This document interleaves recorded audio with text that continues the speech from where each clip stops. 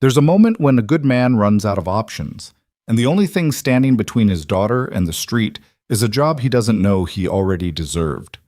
Ethan Walker was 32 years old, working nights to keep the lights on, watching his 8-year-old daughter fight for breath in a second-floor apartment with mold creeping along the bathroom wall, an eviction notice on the door, a medical bill on the counter, and somewhere across the city, a CEO who had never forgotten the stranger who saved her on the worst night of her life, without ever knowing his name.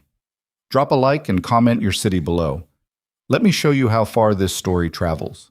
The eviction notice had been taped to the door at some point between 6:30 in the morning, when Ethan left for his second job, and 2 in the afternoon, when he came home smelling like industrial cleaner and sweat, to find Sophie sitting on the bottom stair of the landing with her backpack still on, staring at the piece of paper like it might say something different if she looked at it long enough. She was 8. She shouldn't have known what an eviction notice was. "Dad," she said when she heard his boots on the steps. "I see it." He said it quietly, the way you say something when you're trying not to let the weight of it land too hard. He peeled the notice off the door, folded it once without reading it. He already knew what it said, had already gotten the voicemail from the building manager, had already done the math in his head 3 different ways and come up with the same ugly answer every time, and unlocked the door. Sophie followed him inside. The apartment was small and getting smaller every month, or at least it felt that way. 2 bedrooms, though the second was barely more than a closet with a window. The carpet near the front door had started pulling up at the corners. The radiator knocked and hissed through the night. The bathroom had developed a patch of dark discoloration near the base of the wall that the landlord had painted over twice without ever fixing the source, and every time the humidity rose, the smell came back with it. Ethan had complained. The landlord had sent someone who looked at it, nodded slowly, and never returned. He set his keys on the counter and looked at his daughter. Sophie was small for her age, with her mother's dark eyes and a gap between her front teeth that she'd had since last spring, when the tooth finally came out after weeks of wiggling it. She had her backpack unzipped now and was pulling out a drawing she'd done at school. Something in crayon, a house with a chimney and a tree out front, the kind of house that existed mostly in children's drawings, and not in the neighborhoods Ethan could afford. "My teacher said I could bring it home," Sophie said. "It's good," Ethan said. He meant it. "You gave it a red door. Red is your favorite." "Red is my favorite," he agreed. He opened the refrigerator, moved a few things around with the automatic focus of someone doing inventory rather than looking for something specific. A half-gallon of milk that was 2 days from the date, leftover rice from 2 nights ago, 3 eggs, some cheese that was on its way out. He closed it and stood there a second with his hand still on the handle. 32 years old. This was not where he'd imagined being at 32. He pulled out the rice and started heating it. Check. Claire Walker had died 4 years ago, which meant Sophie had been 4 years old and Ethan had been 28, and completely unprepared for both of those facts. The accident had been the kind that people described as senseless, a phrase Ethan had come to despise because it implied that other accidents made sense, that there was some version of tragedy you could prepare for if you just thought hard enough about it. Claire had been on her way home from a late shift at the hospital where she worked as a nurse. Rain, a driver who ran a light. 42 minutes from when the call came to when Ethan arrived at the emergency room. And it was already too late. He hadn't slept properly for 2 years after. Hadn't really eaten. Had done the mechanical things. He showed up for Sophie, kept the apartment, kept the lights on, but had operated largely on autopilot in a fog that he hadn't noticed lifting so much as thinning, slowly and inconsistently, over a very long time. What people didn't tell you about grief was that it didn't follow the schedule they laid out in the pamphlets. It didn't move through stages in order. It ambushed you in parking lots and grocery stores, and at 8 in the morning when you were trying to make breakfast, and you reached for a mug that wasn't there anymore because it had been hers, and you'd put it in a box in the closet because looking at it hurt, but throwing it away felt like something you couldn't come back from. But Sophie had needed him, consistently and without pause, and that had been the thing that made him keep moving. Not the motivational idea of it, the plain, practical, urgent reality of a child who needed dinner and a bath, and someone to check under her bed and make sure her inhaler was full before she went to sleep. Sophie had been diagnosed with asthma at age 5. Mild at first, the kind that showed up seasonally and responded well to her rescue inhaler. But over the past year, it had shifted into something more persistent, more reactive, more likely to announce itself without warning. The apartment hadn't helped. The mold in the bathroom, the dust the radiator kicked up when it fired to life in the morning. The building was old and the air quality was bad, and Ethan knew it and couldn't do anything about it because the alternatives cost money he didn't have. Her specialist, a pediatric pulmonologist named Dr. Anand, who was patient and thorough and who Ethan trusted completely, had told him 6 months ago that Sophie needed a controller medication, a daily inhaled corticosteroid that would reduce the baseline inflammation and significantly lower her risk of severe attacks. The medication existed. It was effective. And it wasn't fully covered by the bare-bones insurance plan Ethan was on, which left him with a monthly copay that, stacked against rent and utilities and groceries and everything else, became one more plate he was trying to keep spinning. He'd been managing. But managing was different from stable. Managing was what you did right before something broke. The second job had started 3 months ago. After the first job, warehouse work, physical and reliable if exhausting, had cut everyone's hours following a contract loss. Ethan had gone from 40 hours a week to 26, and the math had gone from tight to impossible almost overnight. He'd picked up shifts cleaning at a hotel downtown. Not degrading. Work was work, and Ethan had enough sense not to attach his self-worth to a job title. But brutal in the way that 2 physically demanding jobs in the same day were brutal. He'd come home some nights with his lower back locked up and his hands dry and cracked from the cleaning products, and he'd sit on the edge of his bed for a few minutes before going in to check on Sophie, just needing 30 seconds where nobody needed anything from him. It wasn't self-pity. He wasn't built for self-pity. It was just the reality of running a body at a pace it wasn't designed to sustain long-term. The eviction notice was for 11 days out, $1,400 in back rent, plus a late fee that added another $200. He had $472 in his checking account and a week until his next paycheck from the warehouse, which would be smaller than usual because of the reduced hours.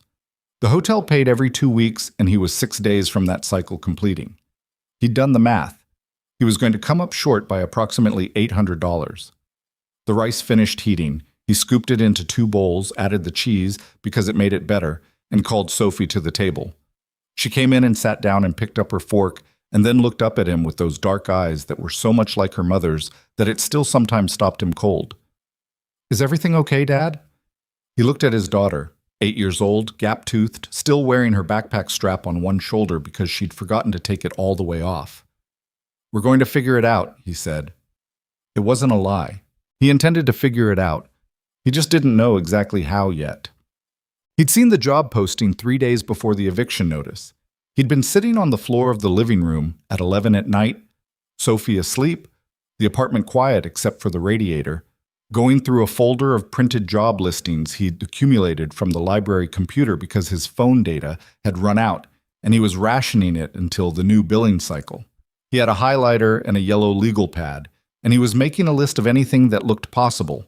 Decent pay, overnight or early morning hours so he could still be home when Sophie got back from school, benefits that might cover the specialist visits, something within a commute he could manage without a car. Most of what he found was either too far, too entry-level to cover the bills, or had already closed.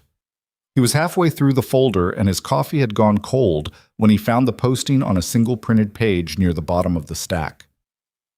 Crosstech Group, overnight maintenance technician, full-time. Benefits eligible after 60 days. Competitive wage. Apply in person or online.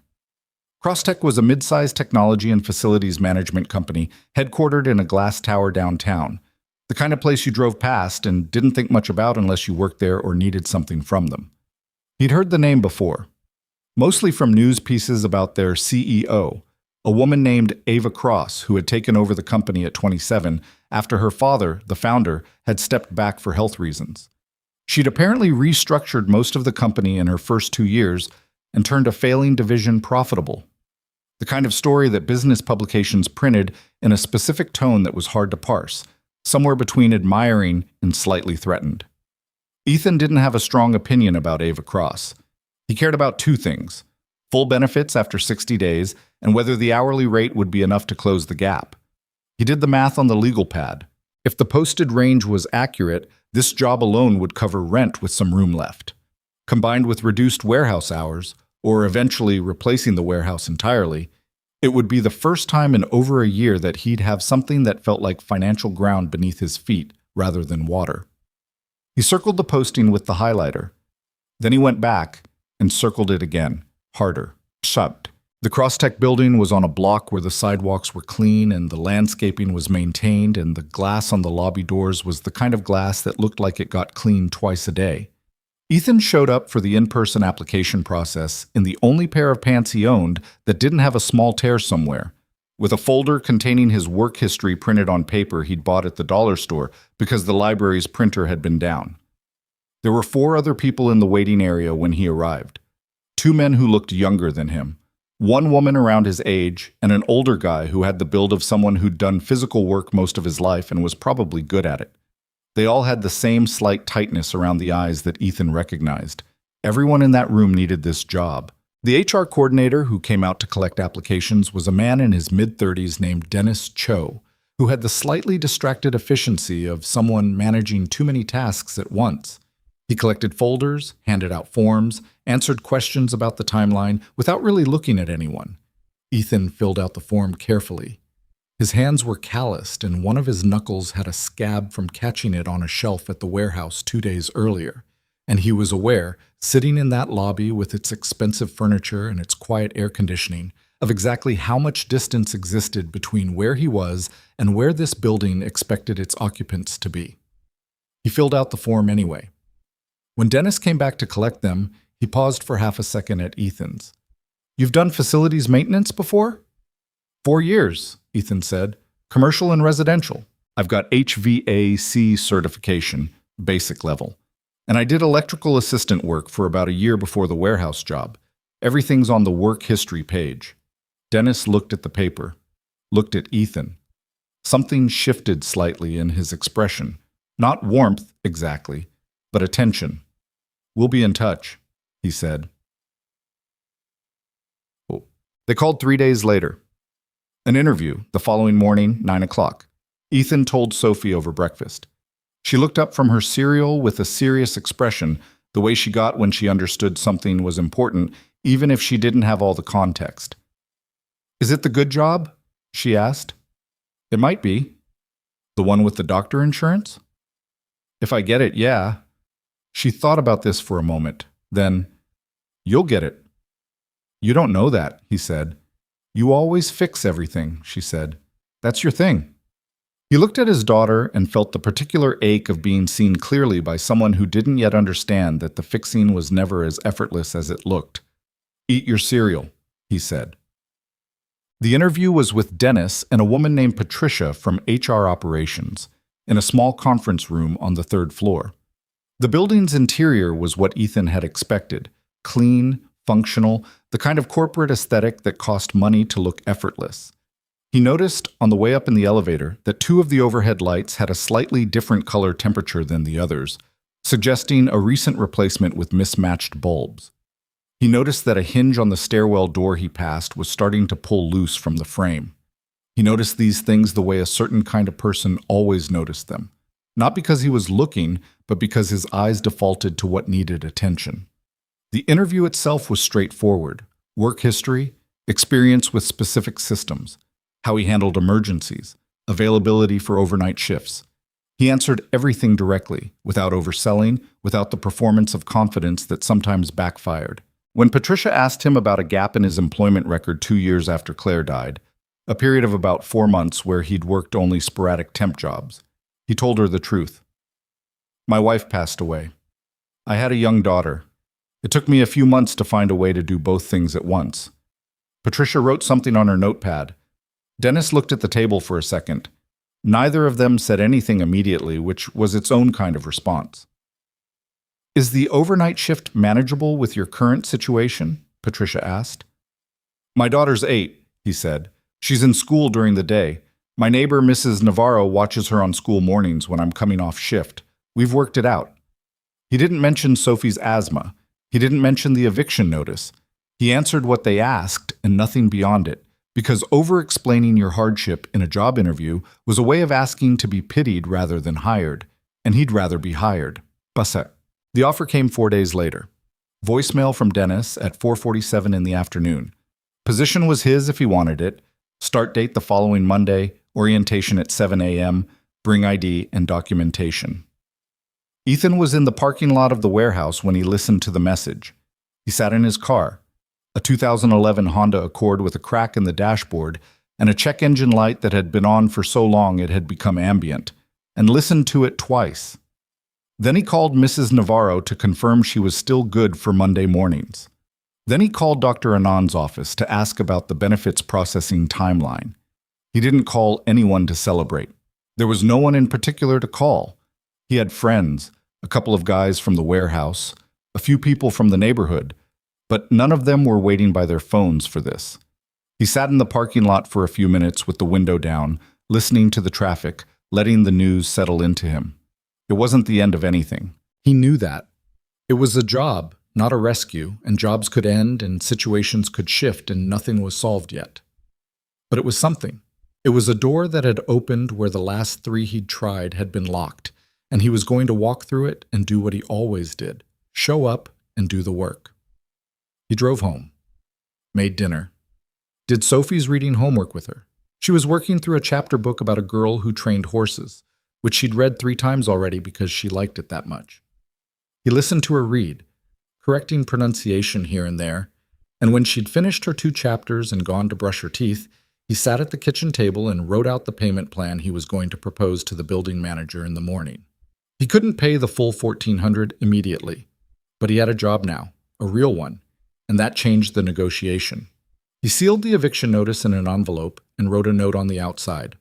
Working on it. Have a start date. We'll call Monday. He slid it under Mrs. Peterson's door at the end of the hall, who would pass it to the building manager in the morning. Not elegant, not solved, but moving. The first week at Crosstech was orientation and shadow shifts, following a senior maintenance tech named Roy Castillo around the building while Roy explained systems, procedures, protocols, and the specific personalities of various pieces of aging equipment in a tone that suggested he'd been having the same arguments with these machines for a long time and had made a kind of peace with it.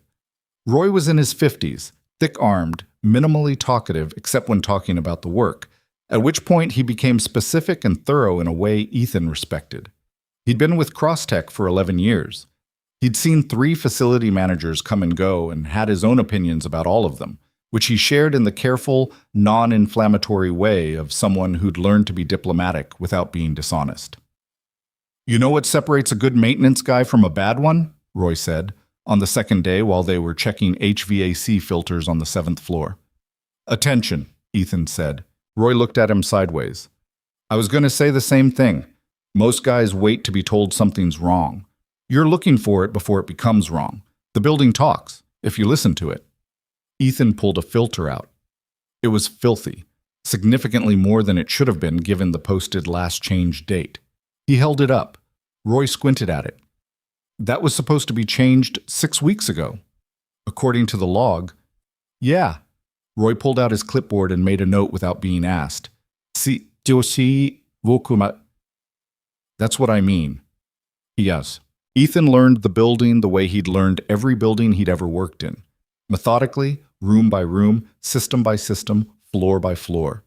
He had a small notebook he kept in his back pocket, and he wrote things in it, anomalies, things that had been fixed recently and might need follow-up, sequences and timing patterns he noticed in the HVAC behavior, a hinge in the 3rd-floor conference room that was developing the same early-stage looseness he'd noticed on his first visit.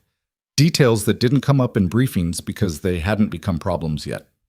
He worked the overnight shift, which meant the building was mostly empty when he was there. Security, a few late working staff, the cleaning crew who ran their own schedule on floors 3 through 6. He got to know the security guard, Marcus, who worked the lobby desk and made excellent coffee and had strong opinions about the organization of the supply room on the lower level. He got to know the cleaning supervisor, a Filipino woman named Elena, who ran her crew with quiet authority and had been trying for 6 months to get a broken storage cart replaced. Ethan found the parts to fix the cart on his 3rd week during a Saturday shift, using components from the facility's supply closet and about 90 minutes of time that technically wasn't on his task list. He didn't ask for credit for it. He just left the fixed cart in the closet and told Elena it was done the next time he saw her. She looked at him for a second with the expression of someone trying to figure out the angle. "There's no angle," he said. "It was broken. I had the parts." She nodded once. That was the end of that. What he didn't know, couldn't have known, was that the building had eyes in places he wasn't thinking about. Not surveillance in a sinister sense, simply the reality that Crosstech's CEO kept unusual hours and was known to walk the floors of her own building at odd times, and had developed, over years of running a company, the habit of noticing things about the people who worked for her that other executives never thought to observe. Ava Cross was 30 years old and had been running Crosstech for 3 years, and she had a particular quality that was both her greatest asset and occasionally her biggest problem. She was almost pathologically attentive. Not in a performative way. She didn't walk the floors to be seen. She walked them because she'd found, early on, that you understood a company differently from the inside than you did from reports and dashboards. That numbers told you what had already happened, and people told you what was about to. She was on her way back from the 4th-floor printer room at approximately 11:30 p.m. on a Tuesday in Ethan's 3rd week, carrying a stack of documents she'd been reviewing and running slightly late on a call she needed to prep for, when she stopped in the hallway outside the server room because the door was open an inch and shouldn't have been. Inside, working by the light of his headlamp and a standing work lamp he'd brought from the supply closet, was the new overnight maintenance tech. He was replacing a bypass switch on one of the secondary cooling units, not an emergency repair, not on his assigned task list for the evening, and not something he'd been asked to do. He was doing it because he'd checked the maintenance log earlier in the week and noticed the switch had been flagged 2 months ago and never followed up on, and he'd sourced the replacement part on his own time. Ava stood in the doorway for a moment. He didn't notice her. He was focused on his work with the kind of attention that came from actually caring about it, not just completing it. She stood there longer than she meant to. Then she moved on. She had, in her mental catalog of things she needed to investigate, added one item: find out more about Ethan Walker. She'd already done a standard new hire review of his file. She did this for all facilities staff, a habit from early in her tenure when she'd discovered that half the building's ongoing problems traced back to hiring patterns nobody was watching. His credentials were straightforward, work history consistent. The HVAC certification was real and had been validated. The 4-month employment gap had been noted and flagged as benign. But the name had done something the moment she'd first seen it on the application. She'd looked at it in her office, in the stack of new maintenance applicants that Dennis had sent up, and something had happened in her chest that she didn't immediately identify. Not a memory exactly. More like the approach of one. The feeling that something was orbiting the edge of what she could recall, not quite landing. Ethan Walker. She'd set the file down, picked up her coffee, gone back to the quarterly report she'd been reviewing. But the name had stayed with her, working quietly somewhere in the background, the way important things sometimes did when you weren't ready to look at them directly. It wasn't until 2 days later, driving home, that it surfaced. The rain had been coming down hard that night, 5 years ago, in a city that felt very different then, because she'd been very different. 25 years old, 18 months into a failed attempt to launch her own startup separate from her father's company, the attempt having collapsed that week in a very specific, humiliating way that involved 3 investors pulling out simultaneously and a co-founder she'd trusted more than she should have, taking the majority of what they'd built together and walking. She'd driven herself to a garage 2 miles from the office because her tire had gone flat on the shoulder, and she hadn't been able to change it herself in the dark and the rain and the particular fog that descended when everything you'd worked for and believed in fell apart in the span of 72 hours. The mechanic who'd changed her tire hadn't known any of that. He'd just been a guy working late, early 30s maybe, rain-soaked himself from the weather that came through the open bay door. He'd done the work without making her feel stupid for not knowing how to do it herself. And then, because she'd been sitting on a plastic chair in the waiting area with her head in her hands and clearly not okay, he'd sat down a few seats away with 2 bad coffees from the machine in the corner and set one down near her without asking. He hadn't pried, hadn't offered advice she hadn't asked for, had mostly just been present in the quiet way that some people managed when they understood that presence was the thing that was actually needed. At some point, she'd said something about starting over, that she didn't know if she had the energy for it, and he'd said she remembered it exactly because it was one of those things that arrived simply and without decoration and landed somewhere permanent. Starting over's not the hard part. The hard part is deciding you're worth starting over for. He'd refused to let her pay more than the standard rate for the tire change. She'd driven home, started over. 4 years later, she was running Crosstech and turning it into something her father had never quite managed. She'd never known his name. She'd tried, once, about 2 years after that night, to go back to the garage. It had closed. New business in the space, nobody who knew where the former owner had gone. She'd filed it in this category of things you let go of because the alternative was spending the rest of your life looking. And then his name had appeared on an application form on her desk. Ethan Walker. She'd told herself it was a common enough name, that the probability of it being the same person was low, that she was connecting dots that didn't necessarily belong to each other, but standing in the doorway of the server room watching him work, with the headlamp light catching the lines of his face and the careful, focused way he handled the tools, she'd known. She'd known with the kind of certainty that sits below argument, and she'd done nothing yet because she needed to think carefully about what doing something meant. Sophie's attack happened on a Thursday night, 5 weeks into Ethan's time at Crosstech. He was on shift, running a routine check on the 6th floor, when his phone vibrated in his pocket. Mrs. Navarro. He answered immediately because Mrs. Navarro never called during his shift unless it was necessary. "She's okay," Mrs. Navarro said first, which was the thing you said when you needed someone not to panic before you gave them the information. "But she woke up bad, Ethan. I've given her the rescue inhaler and she's breathing better, but she doesn't sound right. She's asking for you." He was already moving toward the elevator. He found Roy in the corridor and told him he had a family emergency. Roy, who had kids of his own and understood emergencies, told him to go. And he was out of the building in under 6 minutes. Sophie was sitting up in bed at Mrs. Navarro's apartment, pale and tired, with the particular exhausted stillness that came after the body had spent significant energy fighting for air. She had the inhaler on her lap, and Mrs. Navarro was sitting beside her with a hand on her back. "Hi, baby," Ethan said, crouching to her level. "Sorry," Sophie said, which broke something in him, that she would apologize. "Don't ever do that," he said. "Don't apologize for this. This is not your fault." "I woke Mrs. Navarro up." "That's what Mrs. Navarro is there for," Mrs. Navarro said firmly, from behind her. "I told him not to apologize either," she added to Ethan.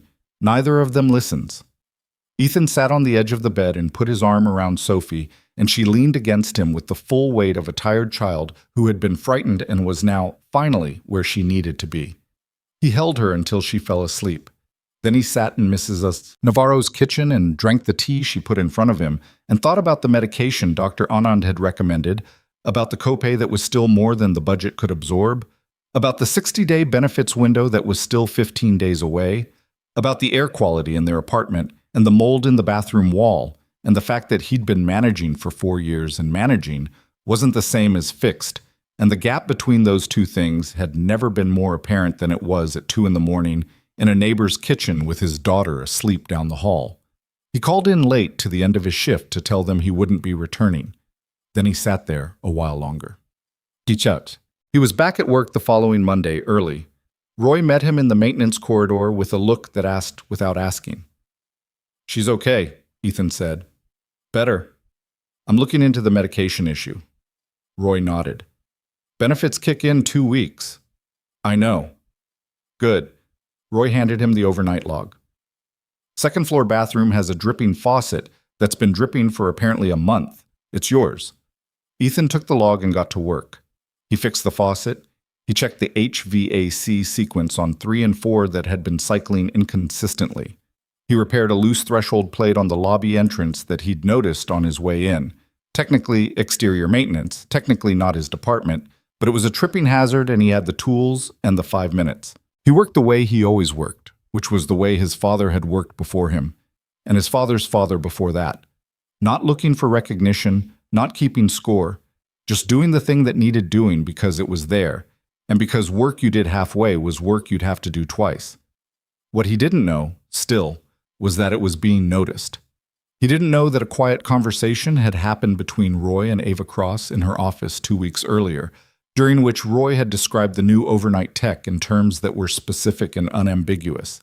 He didn't know that Ava had begun building a case, carefully, deliberately, for something she was preparing to offer.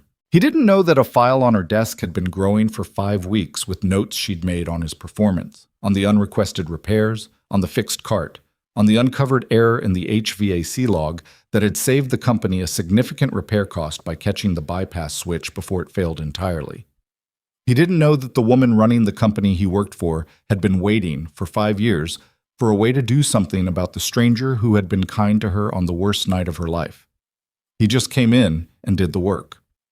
And 2 weeks later, his daughter's benefits kicked in, and he called Dr. Anand's office and scheduled the appointment for the controller medication. And when he told Sophie about it that evening over dinner, that her breathing medicine was sorted, that the insurance was going to cover it, she put her fork down and looked at him with those dark eyes. "Told you," she said. "Told me what?" "That you'd figure it out." She picked her fork back up. "That's your thing."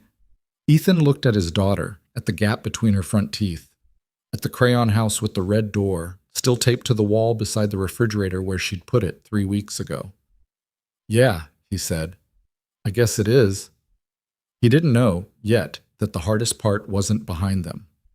That before things got better, he was going to have to fight for what he'd earned, and that a person he'd never thought to consider an enemy was already planning the first move. But that was coming. Tonight, Sophie was breathing clearly. That was enough. The controller medication changed things. Not dramatically, not overnight. Sophie's body needed time to adjust, and the first 2 weeks were uneven, with some mornings better than others, and one afternoon where she came home from school glassy-eyed and tired in a way that Dr. Anand said was normal, but that still sat badly with Ethan until it passed. But by the end of the 3rd week, he could tell the difference. She slept through the night without the shallow, effortful breathing he'd grown used to monitoring through the wall. She ran in the school hallway and didn't pay for it an hour later. The color in her face was better. She complained about the taste of the medication, which was somehow reassuring. A child complaining about something minor was a child who wasn't managing a crisis. "It tastes like the inside of a gym bag," Sophie told him on a Wednesday morning before school. "It works," he said. "Both things can be true." He looked at her. 8 years old. Her mother's syntax. "Yeah," he said. "Both things can be true." He rinsed her glass and set it in the rack and went back to making her lunch. Peanut butter and banana, no crust.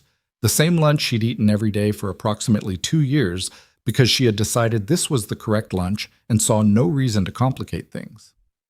The building manager, after Ethan had walked in with his Crosstech offer letter and a payment plan written out on notebook paper, had given him 60 days to clear the back rent. Not warm about it. Not friendly. But 60 days was 60 days. He'd paid the first installment already, and the second was coming out of this Friday's paycheck, and by the end of next month the balance would be gone. The eviction notice was still in his work folder. He kept it there deliberately, not as punishment, but as a record. But it had stopped being a countdown and started being a closed chapter. Their apartment was still their apartment, still small, still with the hissing radiator and the bathroom wall he'd complained about twice more without resolution. But it was theirs for now, and he was no longer doing the nightly math that had become as reflexive as breathing. That made room for him to notice other things, including the fact that Crosstech, at close range, was a more complicated place than it had looked from the outside. The maintenance team was 7 people across day, evening, and overnight shifts, plus Roy as senior tech and a facilities coordinator named Sandra, who sat in the office adjacent to the supply room and managed scheduling, procurement, and the internal ticketing system. They were generally a functional group, not social, not particularly close, but professionally competent and largely unbothered by each other, which in Ethan's experience was actually the ideal conditions for a maintenance crew. Drama was expensive when the building had plumbing. The complications came from elsewhere in the building. In his first month, Ethan had mostly stayed below the organizational waterline.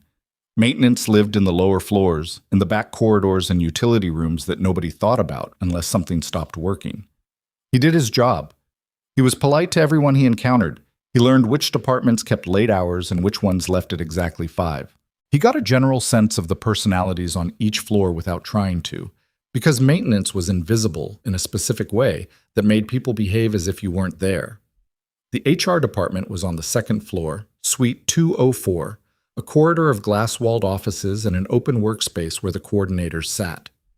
The department head was a man named Gerald Sims, who had been with Crosstech for 6 years and who had, by all available evidence, developed significant opinions about the organizational hierarchy and his position within it.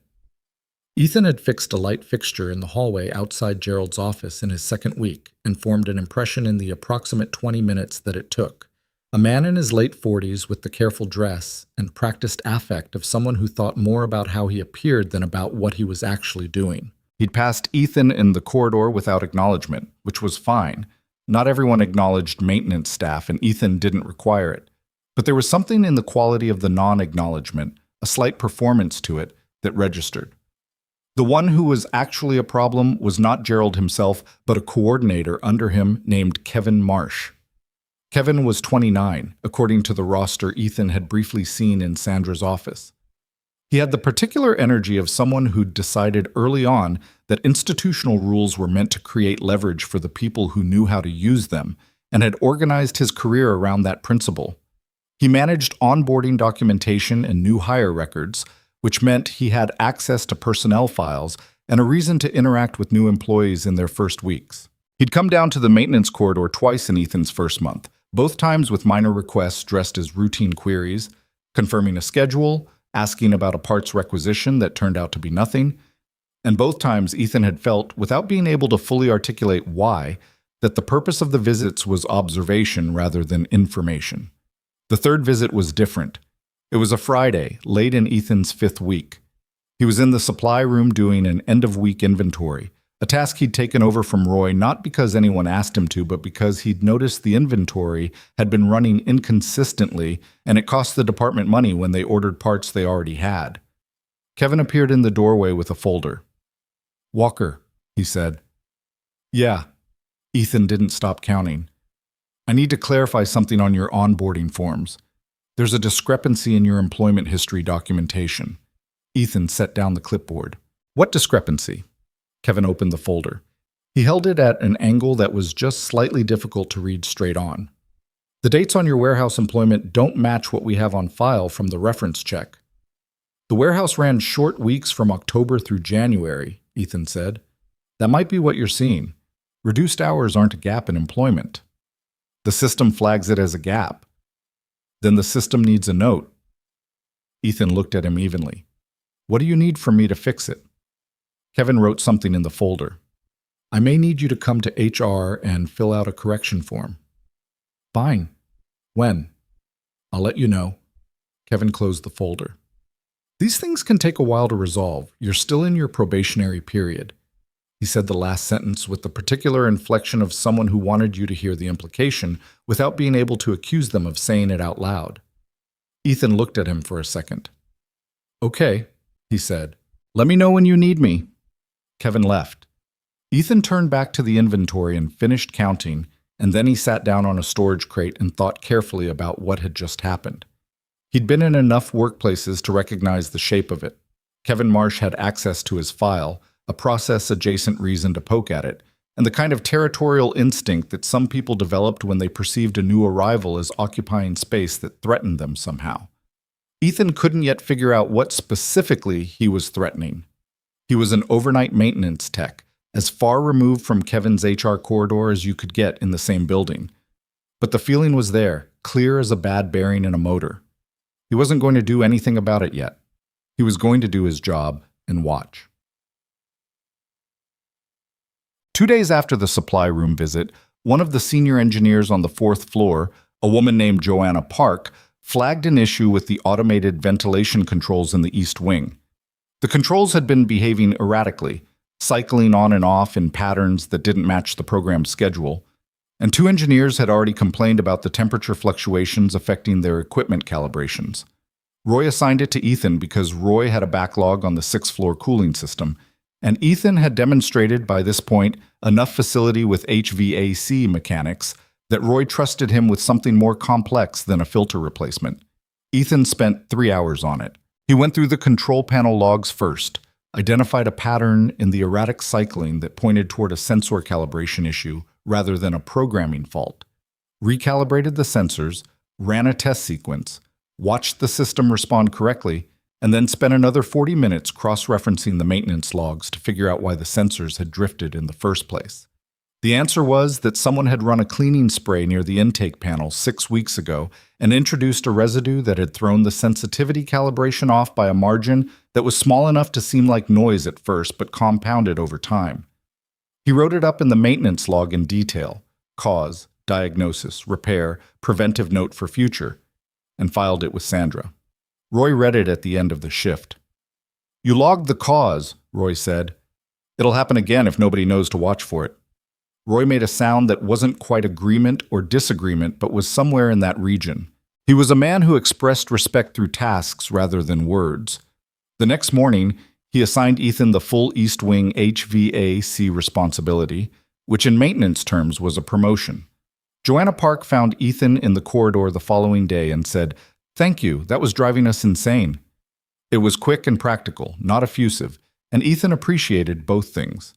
What he didn't know was that Roy had mentioned the sensor write-up to someone in passing, and that the someone had passed it further, and that it had eventually reached the 32nd floor where it sat in a file that was already accumulating similar items. The relationship between Ethan and Roy settled into something functional and occasionally almost warm over those weeks. They weren't friends. The gap in age and the difference in their baseline personalities kept a certain professional distance. But Roy was a man who respected competence without needing to make a speech about it, and Ethan was a man who didn't need speeches, so they suited each other. Roy had a daughter too, 17, applying to colleges, costing him money and sleep in approximately equal measure. He mentioned her in the practical, slightly overwhelmed way that parents mention teenagers, with love, but also the specific bewilderment of someone who remembered the child as smaller and simpler and couldn't quite track how this complicated current version had developed so quickly. "She wants to go to school out of state," Roy said one night, on their way back from a late-running repair job on the 5th floor. "Does she have a plan for what she wants to study?" "She wants to study marine biology." He said it with a tone that was not dismissive, but carried a note of baffled resignation, like a man who'd expected accounting and was still adjusting. "Marine biology's a real field," Ethan said. "I know it's a real field." Roy was quiet for a second. "I just don't know what you do with it afterward." "Research, conservation, field work. There are companies that do marine resource assessment. It's not narrow." Roy looked at him. "How do you know that?" Ethan shrugged. "My wife wanted to be a marine biologist before nursing school." Roy didn't say anything for a moment. "I didn't know that." "No reason you would." They walked the rest of the corridor in silence, which was the kind of silence that wasn't uncomfortable but had some weight to it, the particular gravity of information shared between people who didn't share much. "She was a nurse?" Roy asked at the stairwell door. "Yeah." Roy nodded. He held the door. They went back to work. After that, something shifted slightly between them. Still professional, still not friends exactly. But Roy started checking in about Sophie occasionally, brief, unpressured, just a nod in the direction of the fact that he knew Ethan was managing something outside these walls. And Ethan received it for what it was. Chat. Kevin Marsh's second move came 3 weeks after the first. It arrived in the form of a formal HR notice, delivered through Sandra's office. A written flag on Ethan's record noting that his submitted overtime hours for the week of the East Wing HVAC repair were inconsistent with documented task completion times and required review. Ethan read it twice. Then he went to Sandra. Sandra had been with the company for 9 years, had survived 3 management restructurings, and had developed the perfectly calibrated neutrality of a person who'd seen enough to form private opinions about everything but express them in official channels about almost nothing. She looked at the notice when he laid it on her desk. Then she looked up. "Do you have your log entries for that week?" she asked. "I have everything." He set his notebook on the desk. the one he kept in his back pocket, with the dates and times and task descriptions written in his handwriting. I clocked in and out through the system, but I also logged manually. Habit. She looked through the notebook for about a minute. The times match. I know they do. She looked at him. There was something behind her eyes that was more than bureaucratic neutrality, but she kept it controlled. I'll note that the discrepancy has been reviewed and resolved. The flag will be cleared. Who filed the flag? He asked. She was quiet for a second. That's internal HR process. He hadn't expected her to answer. He'd asked because he wanted her to know that he knew, and he thought she understood that. Thanks, Sandra, he said. Keep your notebook, she said. It was the most loaded piece of practical advice he'd received in months. He left. He wasn't rattled, exactly. He'd dealt with institutional friction before, say, the warehouse had its own version of it, petty and local and exhausting. But there was something more deliberate about this that he needed to think through carefully. Whoever was pushing on these threads was patient enough to use legitimate-looking processes. That meant it wasn't going to stop on its own. He called Mrs. Navarro that night to check on Sophie, who was at home with her because Ethan's shift ended at 5 a.m., and Sophie's school day started at 8, and the window required coverage. Sophie was fine. She'd made a paper frog at school and was trying to figure out if it could be made to actually jump with rubber bands, which sounded dangerous in a way that was also exactly what an 8-year-old should be doing. She's okay, Mrs. Navarro said. Stop worrying. I'm not worrying, Ethan said. You called to check. That's not worrying, that's confirming. Mrs. Navarro made a sound that communicated her opinion of that distinction clearly, and then they said goodnight. He sat in his car in the parking garage for a few minutes before driving home. He thought about Kevin Marsh. He thought about what the man was actually trying to accomplish. Because it wasn't personal, couldn't be personal, not with someone who barely knew him. It was territorial in some way he hadn't fully mapped yet, and territory implied something being protected or contested. He needed to be careful. He needed to keep his documentation clean and his conduct unimpeachable, and not react to anything that could be reframed as a problem. He knew how these things worked. The person being targeted didn't need to have done anything wrong. They just needed to make one mistake in response. He drove home. He didn't make any mistakes. God. The building had a small roof access area on the 14th floor. Technically, not the roof, but a ventilation maintenance level, accessed through a locked corridor with a partial view of the city on the east side. Ethan had been up there twice for work to check on an exhaust system that was underperforming. The second time, it had been a clear night, and he'd spent about 4 minutes looking out at the city before going back down, which was 4 minutes more than his task required. He didn't think much about it until he came up again, 6 weeks into the job, to run a follow-up check on the exhaust system, and found the corridor door propped open, a small wooden wedge, barely noticeable, tucked at the base. He removed the wedge, checked the area, found nothing concerning, logged it as a security note in his report. Propped doors on access corridors were a protocol violation, minor, but worth noting. 2 nights later, he came back to do a scheduled maintenance pull on the exhaust unit, and the wedge was back. He removed it again, said nothing, logged it again. The third time, he came up slightly earlier than scheduled and found the door open and Ava Cross standing at the far end of the ventilation level, looking out at the city with her jacket on and her hands wrapped around a coffee thermos. She heard him before she saw him, turned. There was a moment, probably a second, maybe less, where they both processed the situation. A CEO and the overnight maintenance tech, meeting unexpectedly in a place neither of them was particularly supposed to be after midnight. Ethan spoke first. I keep finding this door wedged open. I've been logging it. I know, she said. I've seen the logs. She paused. That's mine. The wedge. I come up here sometimes. I should have cleared it with facilities. I'll note that it's authorized, he said, because that was the relevant practical information. She looked at him for a moment. Then she looked back out at the city. It was a clear night. The light spread out below them in the particular way city light did from a height. Not beautiful in a magazine sense, more just large and breathing, the accumulated evidence of a lot of people living their lives simultaneously. He stood for a second in the doorway, holding his work bag. He had the exhaust unit to check. Walker? She said, not looking at him. How long have you been with us?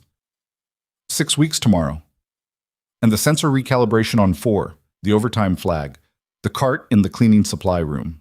She said these like items being read from a list. The threshold plate in the lobby.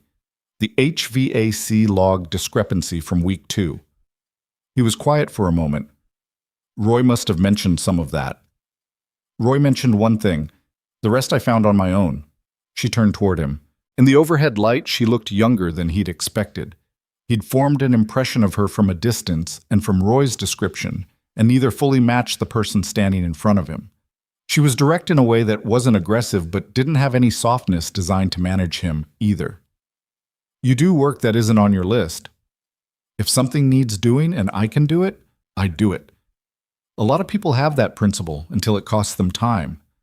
Then they didn't really have the principle, he said. She looked at him steadily for a moment. Something moved through her expression that was hard to read. Not nothing, but not readable to him yet.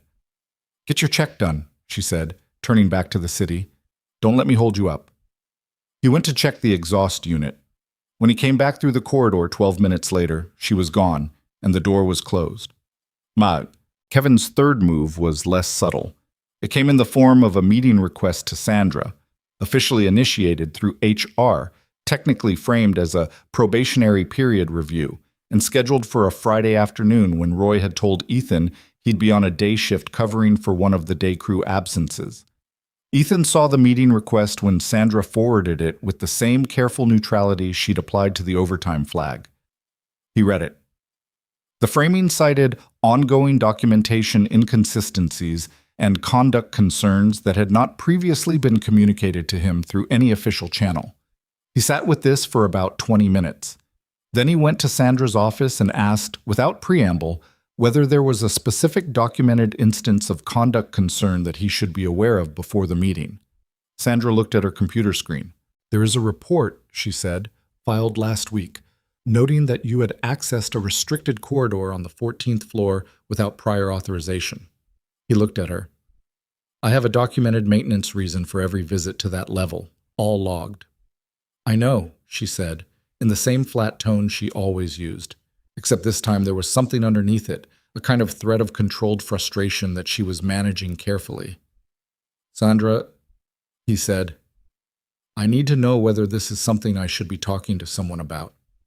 She looked at him. Just for a second, the neutrality cracked enough to let something through. Not anger, but decision. The CEO's office schedules its own direct communication, she said. That's not my department. It was a sentence she had no reason to say in response to what he'd asked. He understood it perfectly. Thanks, he said. He went back to the maintenance corridor. He sat down on the storage crate where he'd sat after Kevin's first visit, and he thought about what Sandra had just told him without technically telling him anything. He thought about the conversation on the 14th floor, about Ava Cross listing tasks he'd done with the specific cadence of someone who'd been paying attention for a while. About the way she'd looked at him, not like a manager reviewing an employee, but like someone working through a longer and more complicated thought. He didn't know what it meant yet, but it was clear that something was happening at a level above his sight line, and that it was moving faster now than it had been. Kevin's Friday meeting was still on the calendar. Ethan wasn't going to try to derail it. He wasn't going to call in favors he didn't have. He was going to walk in with his logbook and his documented history and his clear record and let the work speak for itself, the way it always had, because that was the only language he'd ever found reliable. He pulled out the logbook and opened it to the current week. There were 12 entries since Monday, every hour accounted for, every task described, every deviation from the standard list documented with the reason, the time, and the outcome. He read through it once, the way you read something you'd written to check whether it was honest, not just accurate. It was both. He closed the logbook and put it back in his pocket. 2 floors up, Roy was replacing a pump seal on the 6th floor cooling system and trying to decide whether his daughter's marine biology ambition was something he should be fighting or funding. On the 32nd floor, Ava Cross was in a meeting that was running long and watching the clock in the particular way of someone with somewhere more important to be. And somewhere in the 2nd floor HR suite, Kevin Marsh was working on a document he believed was going to accomplish something. The building went on around all of them. indifferent and mechanical, leaking heat and circulating air and doing what buildings did. Ethan Walker sat in the maintenance corridor with his logbook in his pocket and waited for Friday. Friday came the way bad Fridays usually did. Not dramatically, just steadily. The way weather moves in from the west when you've already seen it on the radar and there's nothing to do but wait. Ethan came in for his day shift coverage at 7 in the morning and spent the first 3 hours doing ordinary work: a malfunctioning water heater on the second floor, a light panel on 6 that had been flickering since Wednesday, a drainage issue in the 4th floor bathroom that turned out to be a clogged trap and took 8 minutes once he got to it.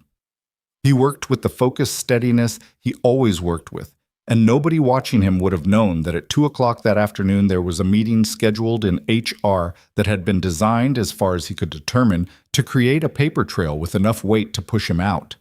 Roy was on the 6th floor for most of the morning. He came down around 11 with grease on his forearm and the look of a man who'd spent 3 hours arguing with a machine and had come out slightly ahead. "Meeting still on?" Roy asked, not looking at him, refilling his water bottle at the corridor sink. 2 o'clock, Ethan said. Roy screwed the cap on the bottle. He turned it in his hand once.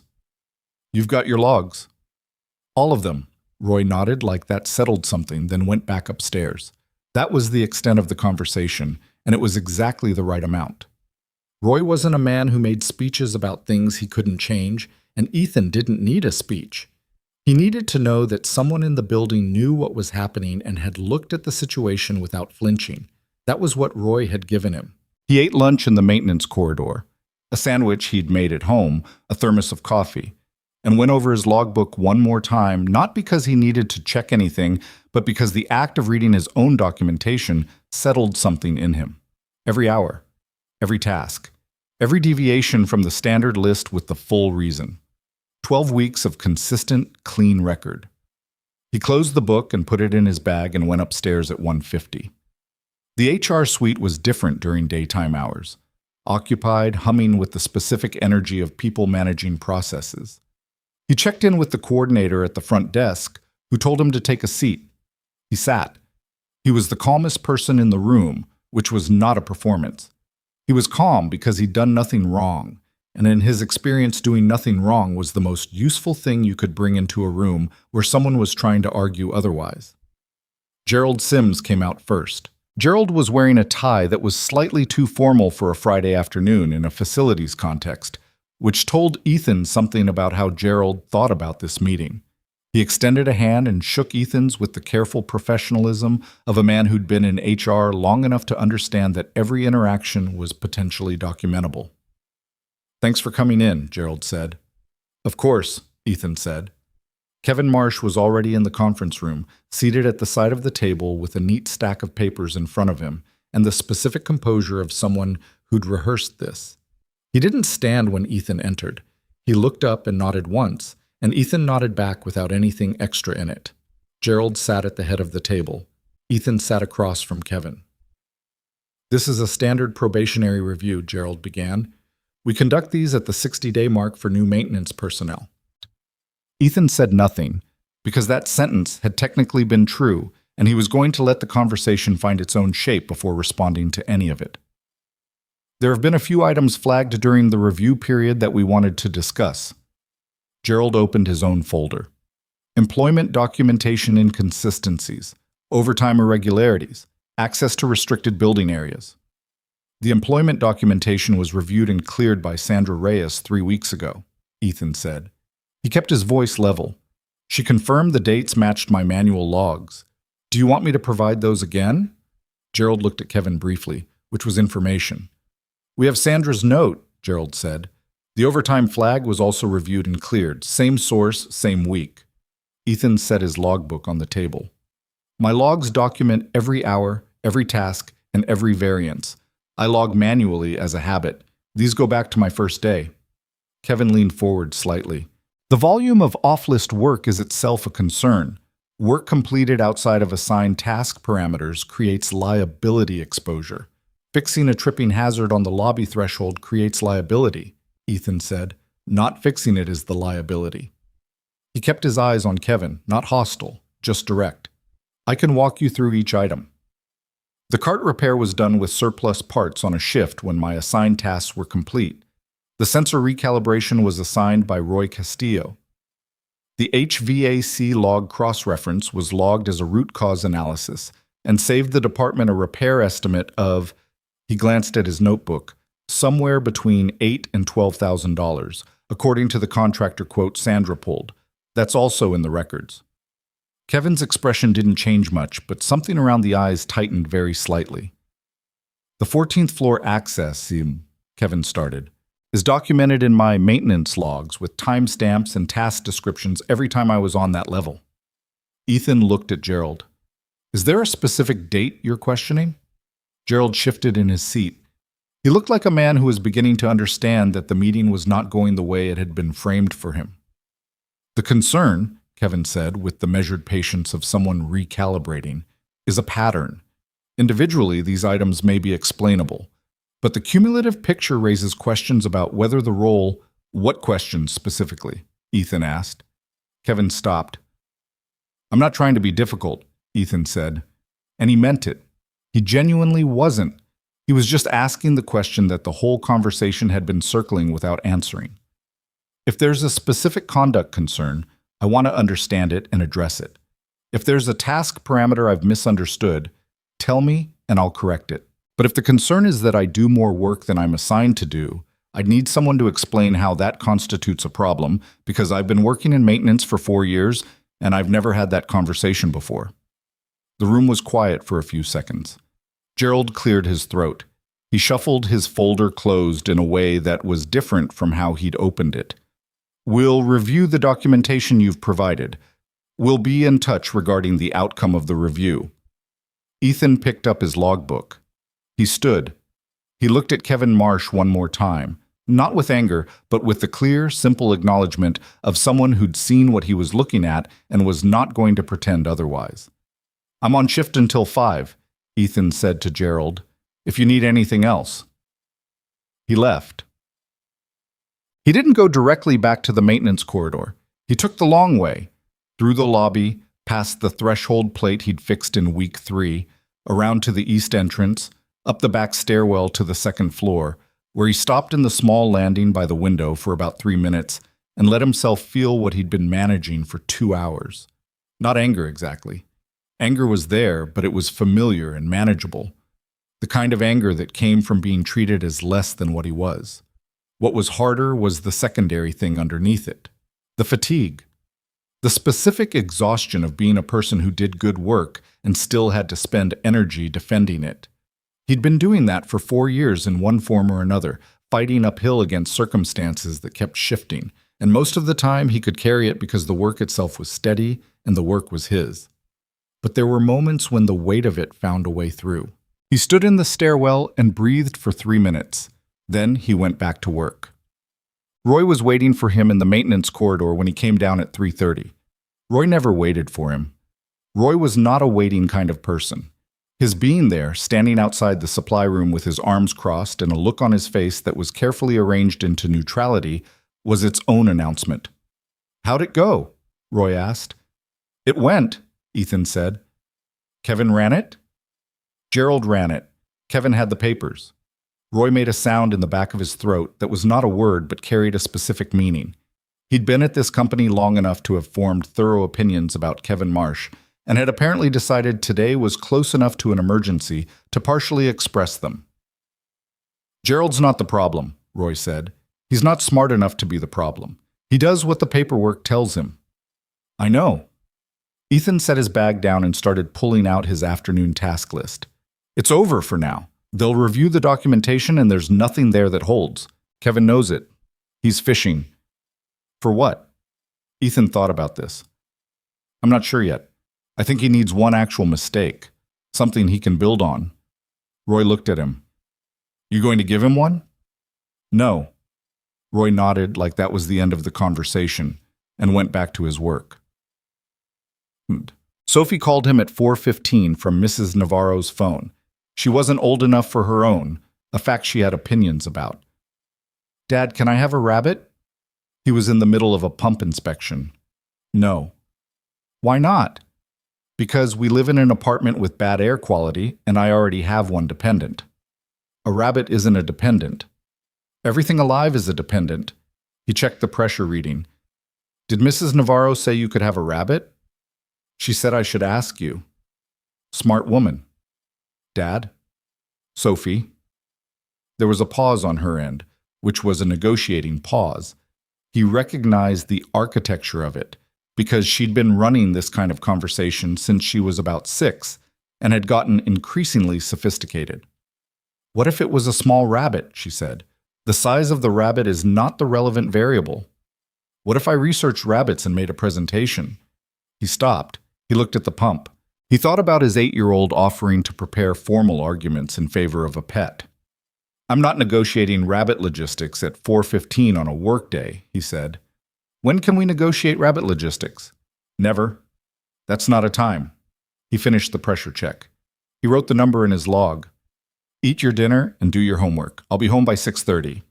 She made a sound that was not quite a sigh, but in the general family.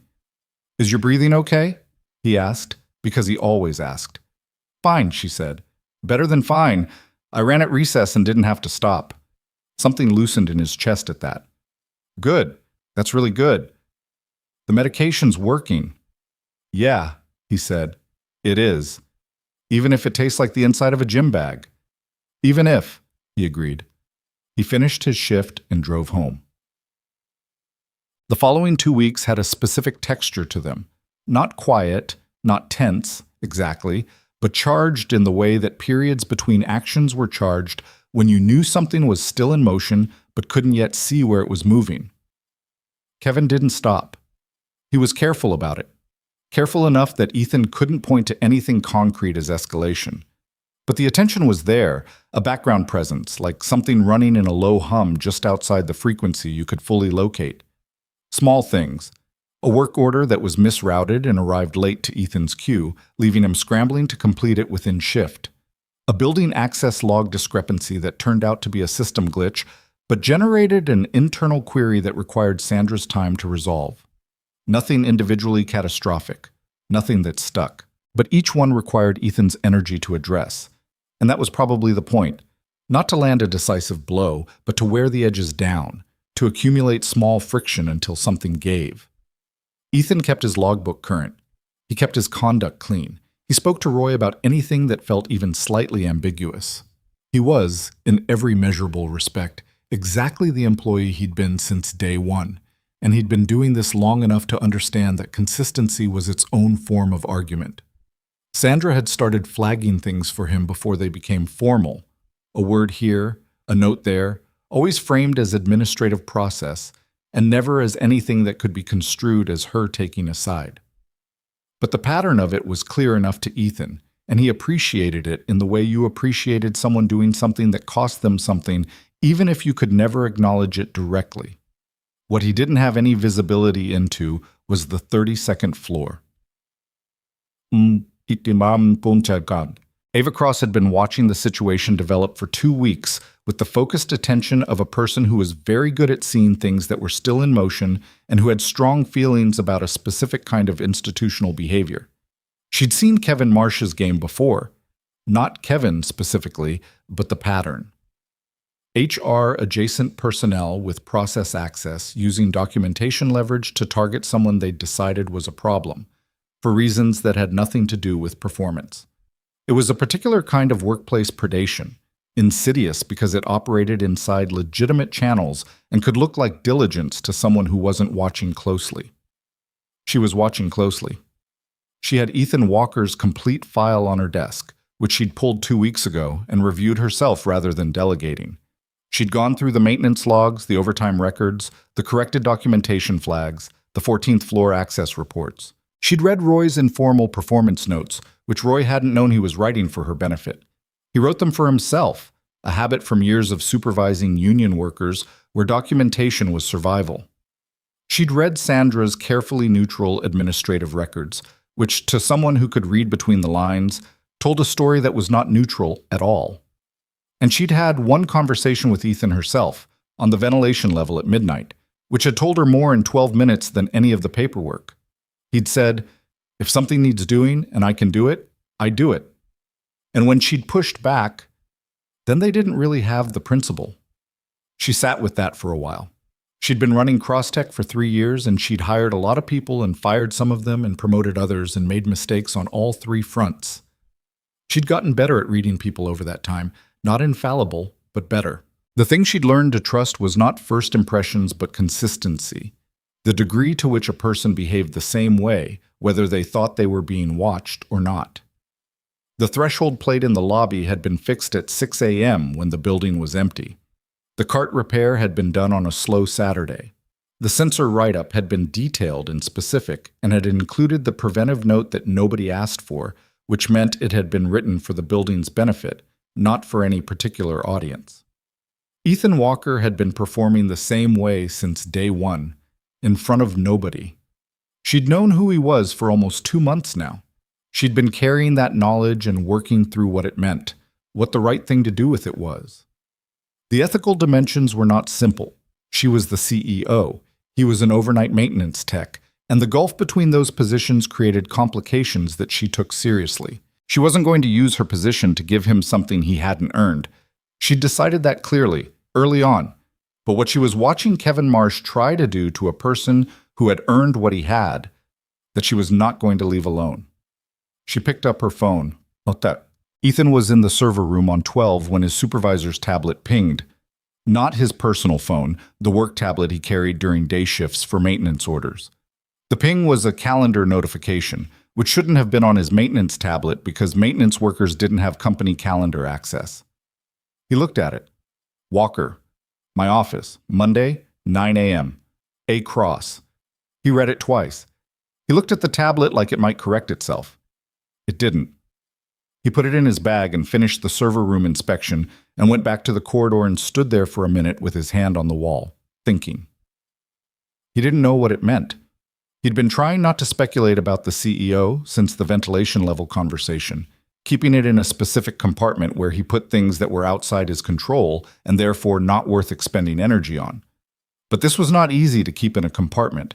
This was a direct summons to the 32nd floor. He didn't tell Roy. He wasn't sure what he'd say. He went home, made dinner, helped Sophie with her math homework. She was working on 2-digit multiplication, which he found infuriating in the way she found most things that didn't come immediately. He sat with her through the frustration, which was the main task, because the math itself was simple enough once she stopped being angry at it. I don't understand why the order matters, she said, glaring at the worksheet. 6 times 7 and 7 times 6 give you the same answer, he said. So in a sense, the order doesn't matter. Then why do they teach it? Because you need to be able to do it in both orders when you're working with bigger numbers. The pattern matters, even if the specific result is the same. She looked at him. That's actually helpful. Occasionally I'm helpful, he said. She went back to the worksheet. He watched her work. The small crease between her eyebrows when she was concentrating, the way she mouthed numbers under her breath. She'd started the year below grade level in math and had climbed back to where she should be through a combination of stubbornness and the fact that she genuinely disliked being bad at things. Not competitive in a social way, just in the internal way, the way some people were built. He thought about Monday morning. He thought about Ava Cross and what she could possibly want. He got Sophie to bed, cleaned up the kitchen, and sat at the table for a while with his coffee going cold and his logbook open in front of him. Not reading it this time, just having it there. Monday arrived with the flat gray light of a November morning that was trying to decide whether to rain. Ethan was at the Crosstech building at 8:45, which was 15 minutes earlier than required and exactly the kind of thing he couldn't help doing. He told the lobby security desk he had a 9 o'clock with Ms. Cross's office. They confirmed it, gave him a visitor badge for the 32nd floor, and directed him to the executive elevator. The 32nd floor was a different building than the one he worked in. Not ostentatious, Crosstech's aesthetic was functional in a way that money had made very refined, all clean lines and materials that looked simple and cost a lot. But the quality of the quiet up there was different. The air itself felt different, the way pressure changed with altitude even if you couldn't feel it directly.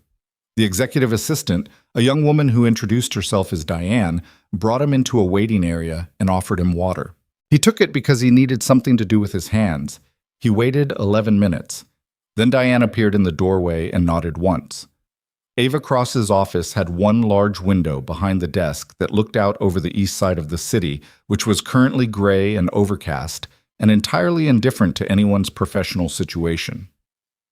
She was standing when he came in, not behind the desk but beside it, which he registered. She gestured to the chairs arranged around a low table in the corner of the room, away from the desk, less formal. He sat. She sat. She looked the same as she had on the 14th floor.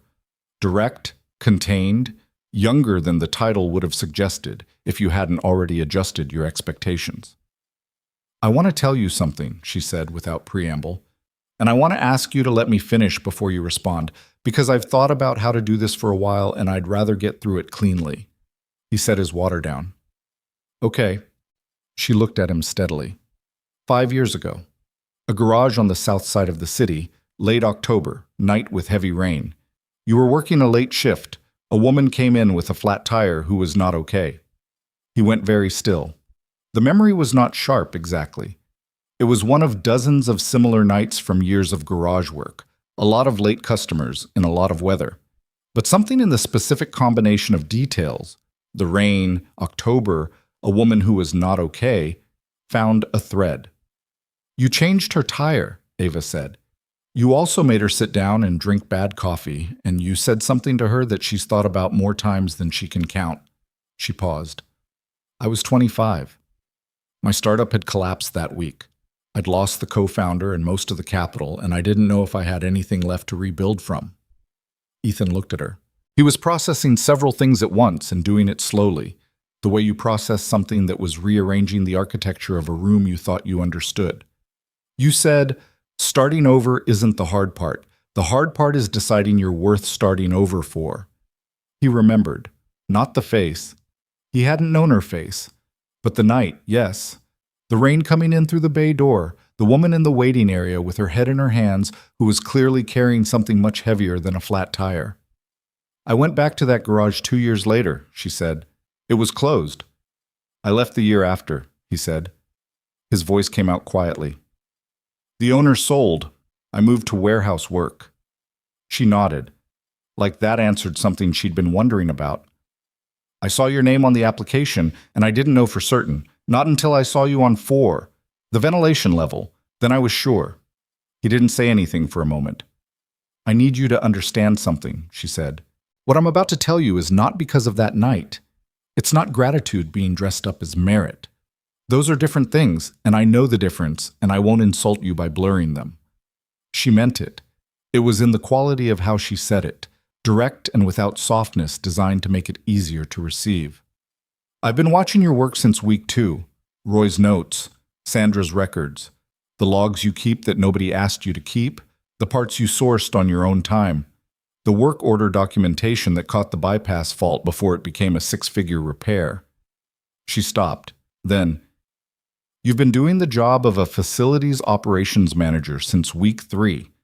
You just haven't had the title or the pay." He looked at her. Something was happening in his chest that was large and complicated and not ready to be named yet. "There's a position," she said. "Facilities operations manager. It's been open for 4 months because I haven't found the right person. Full oversight of building maintenance, systems management, contractor coordination. Salary that's 3 times what you're making. Full benefits, the good plan. Long-term contract." He looked at her for a long moment. Then he looked at the window, at the gray city outside, and then back at her. "What about Kevin Marsh?" he said. Something shifted in her expression.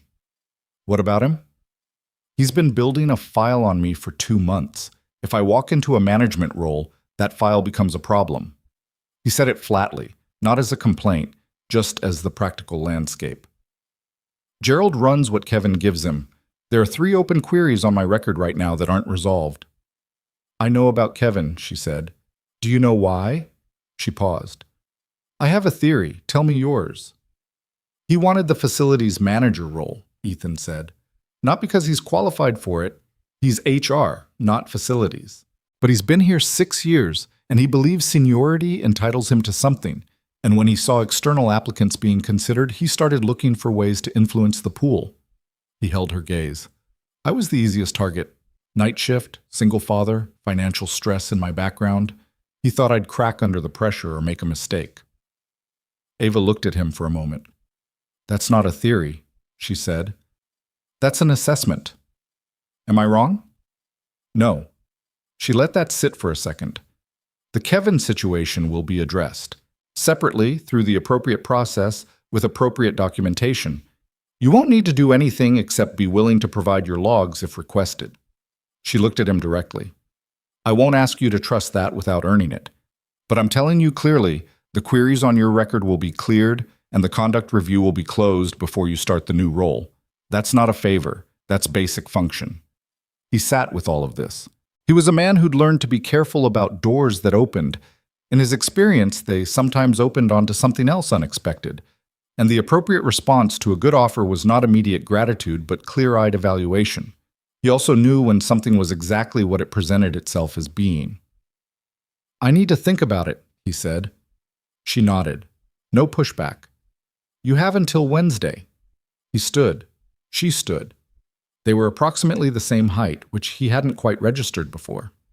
I need to ask you something, he said, and I'm asking it because I'd rather know than not know. Ask.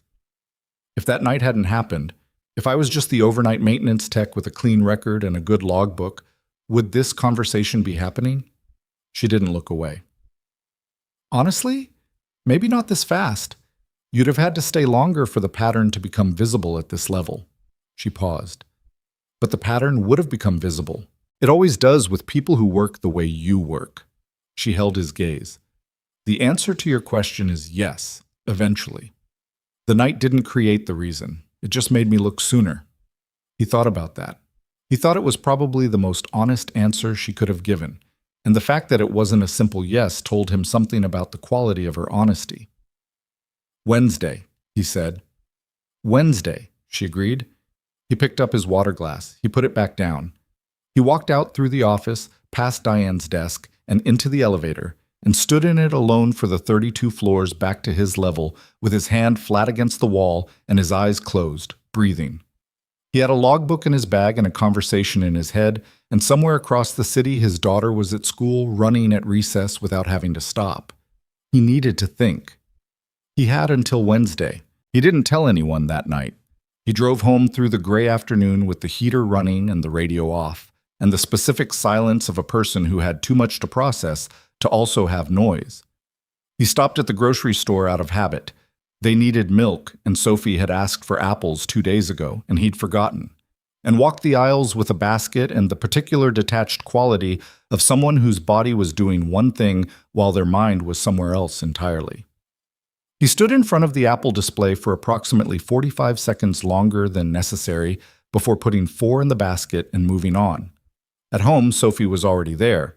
Mrs. Navarro dropped her off on Mondays, sitting at the kitchen table with her homework spread in front of her and a glass of juice and the focused, slightly combative expression she brought to subjects she hadn't decided to like yet. Today it was a reading comprehension worksheet that appeared to have personally offended her. This passage doesn't make sense, she said without looking up when Ethan came in. Show me, she pointed. He read the passage. It was about weather patterns, written in the specific airless prose of elementary school textbooks that managed to make interesting subjects feel like documentation. It's asking what causes a cold front, he said. What do you think causes it? The passage says it's when cold air pushes under warm air, but then it says cold air is heavier. She looked up at him. So if cold air is heavier, why does it go under? Shouldn't heavier things sink? He looked at her. She'd read the passage more carefully than it probably deserved, found a genuine conceptual tension in it, and instead of glossing over it, had stopped and asked the question. You're right that cold air is denser, he said, setting down the grocery bag. And it does sink. It pushes underneath the warm air and forces the warm air up. That's exactly what a cold front is. The passage is actually describing the same thing you're saying, just not clearly. She thought about this. So the textbook's right, but it's explained badly. That happens a lot. That's annoying. Also happens a lot. He put the milk in the refrigerator. Finish the worksheet. Dinner in 40 minutes. She went back to the worksheet with slightly less antagonism toward it, which was the best he could usually hope for. He made pasta. Simple, fast, the kind of meal that required half his attention and left the other half free. He thought about the 32nd floor. He thought about the specific weight of what had been offered and what it would mean in practical terms. The salary figure Ava had mentioned was enough to move them. Not extravagantly, just out of the category of people who counted weeks until paychecks, and into the category of people who could make a decision about a repair or a specialist visit without running spreadsheets in their head first. It was the difference between managing and stable, the gap he'd been trying to close for 4 years. He thought about Sophie running at recess without stopping. He thought about the bathroom wall in their apartment with the mold that kept coming back, about the carpet pulling up at the corners, about the air quality that Dr. Anand had diplomatically described as suboptimal for her condition. He drained the pasta. He thought about Claire, not with the old grief fog, that had thinned enough over 4 years that he could think about her clearly now, could access specific memories without them dissolving into the general ache. He thought about what she would have said, not as a way of seeking permission, but because she'd been the clearest thinker he'd ever known, and occasionally he still ran things through that mental template just to see what came out. She would have asked 2 questions. Is this real? And is this right? In that order. Is it real? Ava Cross had offered him a role because she'd observed his work for 11 weeks and believed he was qualified for it. That was real in every documented, verifiable sense. Her history with him, the night in the rain 5 years ago, had accelerated the timeline, not manufactured the conclusion. He believed that, not because he needed to, but because the evidence supported it. Is it right? He'd earned the role. He had the skills. He'd been doing the work already. Accepting something you'd earned wasn't arrogance. It was just honesty about what you deserved, which was, as he told a woman in a garage waiting room a long time ago, the hard part. He put the pasta on the table. "Sophie," he called, "dinner!" She came in with the worksheet finished. He could tell by the way she set it aside rather than carrying it, and climbed into her chair and looked at the bowl in front of her, and then up at him. "Dad," she said. "Yeah." "You have your thinking face." He served himself. "What does my thinking face look like?" "Like you're doing math, but the math is about feelings." He looked at her across the table. His daughter, gap-toothed and serious, who had apparently developed an accurate taxonomy of his facial expressions without telling him. "Something happened at work today," he said. "Nothing bad. Actually," he stopped, reconsidered. "Something that might be good. I'm still figuring it out." "What kind of good?" "The kind that changes some things." She ate a few bites. He could see her processing. She did this, held information for a while before asking the next question, which was a quality he'd always admired and also occasionally found unnerving because he never knew exactly when the follow-up was coming. "Good for us or just good for work?" she asked. "Both, if it works out." She nodded slowly, then, "Are you scared?" He looked at her. "A little." "Okay," she said, like that was the correct answer. Being scared is fine as long as you do it anyway. He didn't know exactly where she'd picked that up. Possibly from him, possibly from Mrs. Navarro, possibly from one of her books. But it landed exactly where it needed to. "Eat your dinner," he said. "Get." He called Roy that night, after Sophie was in bed. He didn't call often. They weren't phone call people. So Roy picked up on the second ring with the brisk attention of someone who'd registered that the call meant something. "Talk," Roy said. Ethan told him. "Not everything. Not the garage, not the rain, not 5 years ago. That was Ava's story as much as his, and he wasn't going to spread it.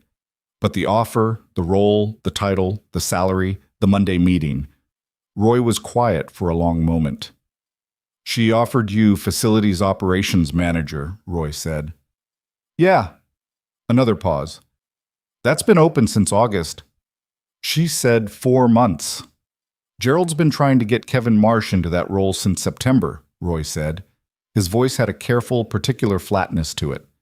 "Kevin's been telling people in the department he was the internal candidate. That he had it." Ethan said nothing. He looked at the kitchen wall. "That explains some things," Ethan said. Yeah, Roy said. It does. He was quiet for another moment. She's right about the work, Ethan. I've had 4 maintenance techs in the overnight slot in 5 years. You're the first one I've had to chase to give tasks to because you'd already found them yourself. A pause. Take the job. You'd lose your best overnight tech. I'd gain a manager who actually knows the building. Roy's voice had the gruff practicality of a man who didn't do sentiment, but occasionally let function stand in for it. Take the job. After he hung up, Ethan sat at the kitchen table for a while longer. He had his logbook open in front of him, not for any specific reason, just the habit of having it near. He thought about Kevin Marsh finding out, about what that would look like, about the fact that it was going to get worse before it got better, that whatever investigation Ava had referenced would churn up things Kevin would try to redirect and complicate, and that Ethan would be at the center of it whether he wanted to be or not. He thought about whether that changed anything. It didn't. He closed the logbook. He went to bed. Tuesday, he worked his regular shift and said nothing to anyone about Monday morning. He did his work. He helped Elena's crew move a piece of equipment that was blocking the service corridor. He fixed a door seal on the 3rd floor that had been letting outside air in all week. He logged everything. Kevin appeared in the corridor at 2 in the afternoon. The timing, Ethan thought, was probably not coincidental. Kevin had likely heard from someone that Ethan had been upstairs Monday morning and had spent 36 hours deciding what to do with that information. Walker, Kevin said. His voice had a different quality than usual. Still controlled, still performing casualness, but with something tighter underneath it. Kevin, Ethan said. He was tightening a bolt on the doorframe and didn't stop. Heard you had a meeting Monday. Ethan didn't respond. Executive floor, Kevin said. That's unusual for maintenance. Facilities issues sometimes require executive sign-off, Ethan said. You'd be surprised. Kevin was quiet for a moment. He was trying to figure out what he'd actually been told and by whom, and whether Ethan was bluffing, and Ethan wasn't going to help him with any of those calculations. The conduct review is still open, Kevin said. Gerald hasn't issued a closeout yet. Ethan finished the bolt. He straightened. He turned and looked at Kevin Marsh with the full, direct attention he usually kept calibrated and level, and for just a moment he let it be something slightly different, not threatening, nothing that could be characterized as anything other than honest, just clear. The look of a man who was done managing the distance. Kevin, he said, I've been doing this job for 11 weeks. I have documentation for every hour of those 11 weeks. I have clean logs, a cleared overtime flag, a cleared documentation flag, and a direct supervisor who will tell you exactly what he's told me, which is that my work has been without issue. He held Kevin's gaze. If the conduct review has legitimate grounds, let Gerald present them to me formally and I'll address them. If it doesn't, then I'd encourage you to think carefully about how you want to spend the next part of your career. He wasn't making a threat. He genuinely wasn't. He was stating a fact in the only language that Kevin seemed to fully receive, direct institutional consequence. Kevin looked at him for a moment. Then he picked up the folder he'd been carrying and left. Ethan turned back to the doorframe. He checked the seal. It was solid. He made a note in his logbook about the conversation, time, location, what was said, because he'd told himself he wouldn't make mistakes, and documentation was not a mistake. It was a record. Wednesday morning, he took the executive elevator again. Diane was expecting him. She had his water ready without being asked, which he appreciated, and she didn't make him wait this time. Just nodded at the office door 3 minutes after he sat down. Ava was at her desk this time, which was different from Monday's arrangement. She looked up when he came in and studied his face for a moment with the attention of someone trying to read a result before it was announced. Yes, he said. She was quiet for a second, not performing anything, just sitting with it for a moment the way people sat with things that mattered. Good, she said. I have conditions, he said. She looked at him. Tell me. The conduct review gets closed before my start date in the new role. Formally, in writing, with a copy to my file and Sandra's records. Already in motion, she said. Kevin Marsh has been referred to an internal review process as of this morning. Gerald was informed last night. The review will be completed within the week. He'd expected this to take longer. He kept his expression steady. "What does that mean for Kevin specifically?" "That's not information I can share with you," she said, "but I can tell you that the review is not a formality." He nodded. That was the right answer. She hadn't promised him an outcome to make him feel better. She told him the process was real. He respected the distinction. "Second condition," he said, "I want to be onboarded properly, not thrown in. I know the building systems, I know the crew, but facilities operations management involves procurement and contractor relationships and budget oversight that I haven't worked at that level. I need time to learn those functions correctly." "I'll assign you a month of parallel operations with Sandra before full transfer," she said. "She knows every procurement relationship in the building, and she'll teach you what she knows."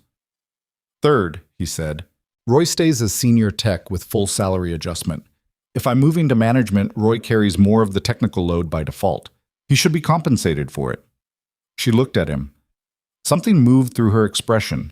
Not surprise exactly, but a kind of careful attention, like a person noting something they hadn't expected to see in a particular place. "That's not your condition to set," she said. "Roy's compensation is between Roy and HR." "I know.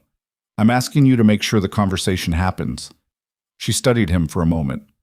"Done," she said. He nodded. She stood, and he stood, and they shook hands across the desk. Not the managed professional handshake of a transaction, but the brief, direct grip of two people who had come to an understanding that had weight to it. "Start date is 2 weeks from Monday," she said. "I'll have the contract ready by Friday." He was almost at the door when she said, "Walker." He turned. "The 3 conditions," she said. "None of them were about you." He thought about that. "The job is about me. The conditions were about the things the job requires." She looked at him for a long moment. "Yeah," she said. "That's what I mean." He went back downstairs. The following week had the quality of 2 different timelines running simultaneously. In one, the formal world. HR's internal review of Kevin Marsh moved with a speed that Ethan suspected was Ava's doing, even if the mechanics were institutional. Sandra confirmed on Thursday that the conduct review on Ethan's file had been formally closed and his record cleared. She said it in her flat administrative voice and handed him a copy of the closure notice, and he took it and thanked her, and she said, "Don't thank me, keep the copy," which he already intended to do. Kevin disappeared from the second floor for 3 days midweek, out of office, no explanation given, the kind of absence that in HR terms meant something was being resolved in a room he wasn't able to leave easily. When he returned, he was quieter. The particular quality of his presence in the building had changed, not eliminated, but reduced, the way a pressure system reduced after a front passed through. Gerald was visibly uncomfortable around Ethan for the remainder of that week, which Ethan took as its own kind of confirmation. In the other timeline, the personal one, things were less clean. Mrs. Navarro found out about the promotion on Friday because Sophie told her, because Ethan had told Sophie on Wednesday night and had failed to anticipate his daughter's relationship with information she considered good news. "She told me everything," Mrs. Navarro said when Ethan came to pick Sophie up Friday afternoon. "The job, the salary, the new office." "It's not an office," Ethan said. She said office. She has a generous interpretation of the facilities operations suite. Mrs. Navarro looked at him for a moment with the expression she had, the one that was somewhere between exasperation and affection, and had been directed at him consistently since he and Sophie had moved into the building 3 years ago. She was 61, had raised 4 children in this building, and considered herself more or less responsible for the welfare of the whole floor, and she had an opinion about most things that she shared without much scaffolding. "Your wife would be happy," she said. He looked at her. "I know you didn't ask me," she said. "I'm telling you anyway." He looked at the floor for a second, then back at her. "Yeah," he said. "She would have." Mrs. Navarro nodded once with the finality of someone who'd said the thing they needed to say and wasn't going to elaborate. Then she called Sophie from the back room and told her to get her bag. Sophie appeared in the doorway with her backpack and a drawing she was carrying carefully with 2 hands. Another crayon house he saw, with a red door, but this one had 2 people standing in front of it and a smaller figure between them. "Who's that?" he asked, pointing to the 2 larger figures. "That's you," she said, pointing to one. She pointed to the other. "That's your friend from work." He looked at the drawing. He looked at his daughter. "We're not exactly friends," he said. Sophie shrugged, with the magnificent indifference of a child who had made an assessment and was not particularly interested in being corrected. "You will be," she said. He took the drawing. He carried it home. The contract arrived Friday afternoon, as Ava had said it would, PDF on his personal email from Crosstech's legal department, with a cover note from Diane about where to sign and the deadline for return. He printed it at the library because it was 22 pages, and he wasn't going to sign something he hadn't read, which meant the next 3 hours were him at the library table, going through every clause with the methodical attention he gave everything. It was clean. He'd expected conditions, buried provisions, things that would claw back what the offer had given, and there were none. Salary as stated, benefits as stated. The title was listed as Facilities Operations Manager, Crosstech Group, with direct report to the Director of Property and Infrastructure, who reported to the Executive Suite. The contract term was 2 years with renewal option and a 60-day notice clause for either party. There was a standard non-disclosure provision that was narrower than he'd seen at some companies, specific to proprietary building systems and vendor contracts, not a blanket gag, and a non-compete that was geographically limited and reasonable. He signed it at the library table with a pen he borrowed from the librarian and returned promptly, and scanned it and emailed it back, and then sat for a moment with the original in front of him. His name was on the first page in the party designation, Ethan Walker, hereinafter referred to as employee. Below Ava Cross's signature block on the last page, which she'd already signed, the ink was slightly different color. She'd signed the physical copy and scanned it, he could tell, rather than using digital signature, which meant she'd printed it and signed it by hand, which was a small thing and probably meant nothing, but he noticed it. He folded the contract and put it in the folder with the eviction notice he'd been keeping since September. The notice that had stopped being a countdown and started being a closed chapter. He looked at both documents together for a second. Then he closed the folder. Shem. Roy's reaction to the salary adjustment came the following Monday, which was Ethan's last full week in the overnight maintenance role before the transition began. Roy found him in the corridor at the start of shift with the expression of a man who'd been informed of something unexpected and hadn't entirely finished processing it. "Sandra told me," Roy said. "I asked Ava to make sure the conversation happened," Ethan said. "The rest was between you and HR." Roy stood there for a moment. He wasn't a man who was comfortable with gratitude, and he wasn't going to perform it, but something in the quality of his presence had shifted slightly. Not softer, exactly, but less armored. "My daughter's school of choice sent her an application," Roy said. "Out-of-state marine biology program. Did she apply?" "She applied." He paused. "The salary adjustment helps with that." Ethan nodded. Roy nodded back. That was the whole conversation. Kevin Marsh's formal outcome was announced midweek through a building-wide HR notice that was phrased in the bloodless institutional language of compliance, a finding of procedural misconduct related to misuse of documentation access and targeted filing practices, resulting in a demotion and transfer to a different department with reduced access privileges. His name wasn't in the notice. These things never name names officially. But buildings were small ecosystems. And by end of day Wednesday, everyone who worked the floors Ethan worked knew exactly who the notice was about. He didn't feel satisfaction about it, which surprised him slightly. He'd thought he might. But what he felt was mostly just the absence of a weight he'd been carrying for 2 months, which was its own kind of relief. Quieter, less dramatic than vindication, more like putting down something heavy and noticing that your arms had been tired. Sandra forwarded him a copy of the closure notice with a note that said simply, "For your records." He filed it behind the signed contract. His last overnight shift was Thursday. He came in at 10, the way he always had, and did the work the way he always did it. The 6th floor HVAC check, the server room inspection, the corridor walkthrough, the end of shift log.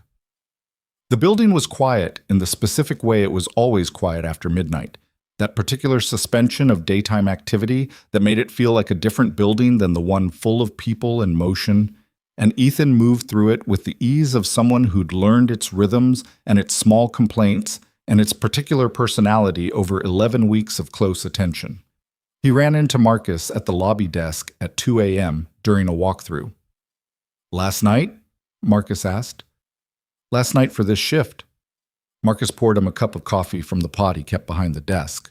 The good kind, the one Marcus maintained as a personal standard independent of what the company provided. Ethan took it and stood at the desk for a few minutes, and they talked about nothing in particular. A sports result from the previous weekend, a news story Marcus had been following, the question of whether the lobby plants had been looking worse lately, or whether it was the light. "You fixed that threshold plate," Marcus said, nodding at the lobby entrance. "Week 3, Ethan said. "I'd been tripping on it for 6 months. Marcus looked at it for a moment. "I put in 3 work orders." "I know, I saw them in the backlog." Marcus shook his head slowly. "Nobody fixed it for 6 months. You fixed it without a work order in your 2nd week." "It was a tripping hazard," Ethan said. "I know what it was." Marcus looked at him. "I'm just noting the difference." Ethan finished his coffee. He set the cup on the desk. "Thanks for the coffee, Marcus." "Good luck with the new role," Marcus said. He was finishing his final log entry at 4:50 in the morning when his phone buzzed. A text from a number he didn't recognize, which turned out, when he read it, to not be from someone he didn't recognize at all. The logbook was the right call. AC. He looked at it for a moment. He thought about how she'd found his personal number, which would not have been difficult given her access to personnel files, and would have required approximately 30 seconds. He thought about the fact that she'd texted rather than called, and at 4:50 in the morning, which meant she was awake. He typed back, "You're up early." The response came in about 2 minutes. "You're up late." He looked at that for a second. Then he put his phone in his pocket and finished the log entry and closed the book and set it on Sandra's desk for the record, the way he'd set every log there for 11 weeks. He walked out through the lobby. Marcus buzzed him out. The morning air was cold and clear, and the city was beginning its early shift, the particular thin light of 5 a.m. when the night workers were ending and the day workers hadn't started, and the streets belonged briefly to neither. He sat in his car. He didn't drive yet. He sat with his hands on the wheel and the contract in the folder on the passenger seat, and the last 11 weeks sitting somewhere in his chest in a form he didn't have complete language for. He'd come to this building desperate and had kept that desperation behind his face where it belonged, had done the work that was in front of him with everything he had because that was the only thing he knew how to do, had kept his record clean under pressure that was designed to dirty it, and had ended up here, 5 a.m. on a Thursday in November, with something that looked, for the first time in 4 years, like ground. Not perfect, not solved in every dimension. The apartment still needed to change. Sophie's condition was managed, but not gone. The world had its ongoing ways of being difficult. He was 32 years old and tired in the specific deep way of someone who'd been running on adrenaline and determination for 4 years without adequate rest, and that didn't fix itself overnight. But ground, actual ground. He started the car and drove home through the empty streets, and the city moved past the windows in the early pale light, and he thought about Sophie sleeping in her room with the clean air coming through the filter he'd installed in September, breathing evenly, her lungs doing what they were supposed to do. He thought about Claire. He thought, I'm worth starting over for. He set it to the windshield in the empty car, quietly, and it came out a little rough around the edges because it was the kind of thing that was easier to say to a stranger than to yourself. But it was true, and it had always been true. And somewhere in the long, difficult interval between the night he'd said it and the morning he was driving through, he'd started to believe it. He got home at 5:20. He checked on Sophie. She was sleeping with her arm over her eyes the way she always slept, her breathing quiet and even. He went to bed. In 5 hours, he'd start something new. He slept 4 hours and woke up before the alarm. That was how it had always been with him, the body understanding that something was different before the mind had fully processed it, some internal system that didn't trust the alarm clock when the stakes were high enough. He lay in bed for a few minutes in the early morning dark, listening to the building, the radiator, the traffic below, the particular silence from Sophie's room that meant she was still asleep. He'd been listening to those sounds for 3 years in this apartment, and he knew their textures the way you knew the sounds of any place you'd lived long enough for it to become the background noise of your life. In 2 weeks, they'd be leaving it. He told Sophie the night before, after dinner, in the matter-of-fact way he tried to handle large changes. Not building up to it, not managing her response in advance, just saying the thing clearly and letting her react. They were going to move. Better neighborhood, better air, a 2-bedroom with a second bathroom, and a window in Sophie's room that faced east so she'd get morning light. She'd listen to the whole thing with the focused attention she gave important information. Then she'd asked, "Can I pick the color of my room?" Within reason. What does within reason mean? It means not neon orange. She'd thought about this. What about a dark green, like a forest? He'd told her they could look at paint samples. She'd gone back to her book apparently satisfied, which was Sophie's version of enthusiasm. Not performance, just a quiet recalibration of her internal map to include the new information, already planning.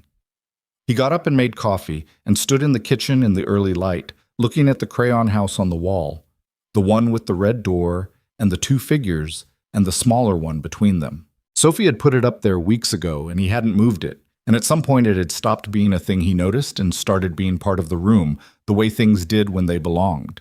He took it down carefully and set it on the counter. He was bringing it with them. The first month in the new role was exactly as hard as he'd expected, and in the ways he'd expected, which made it manageable.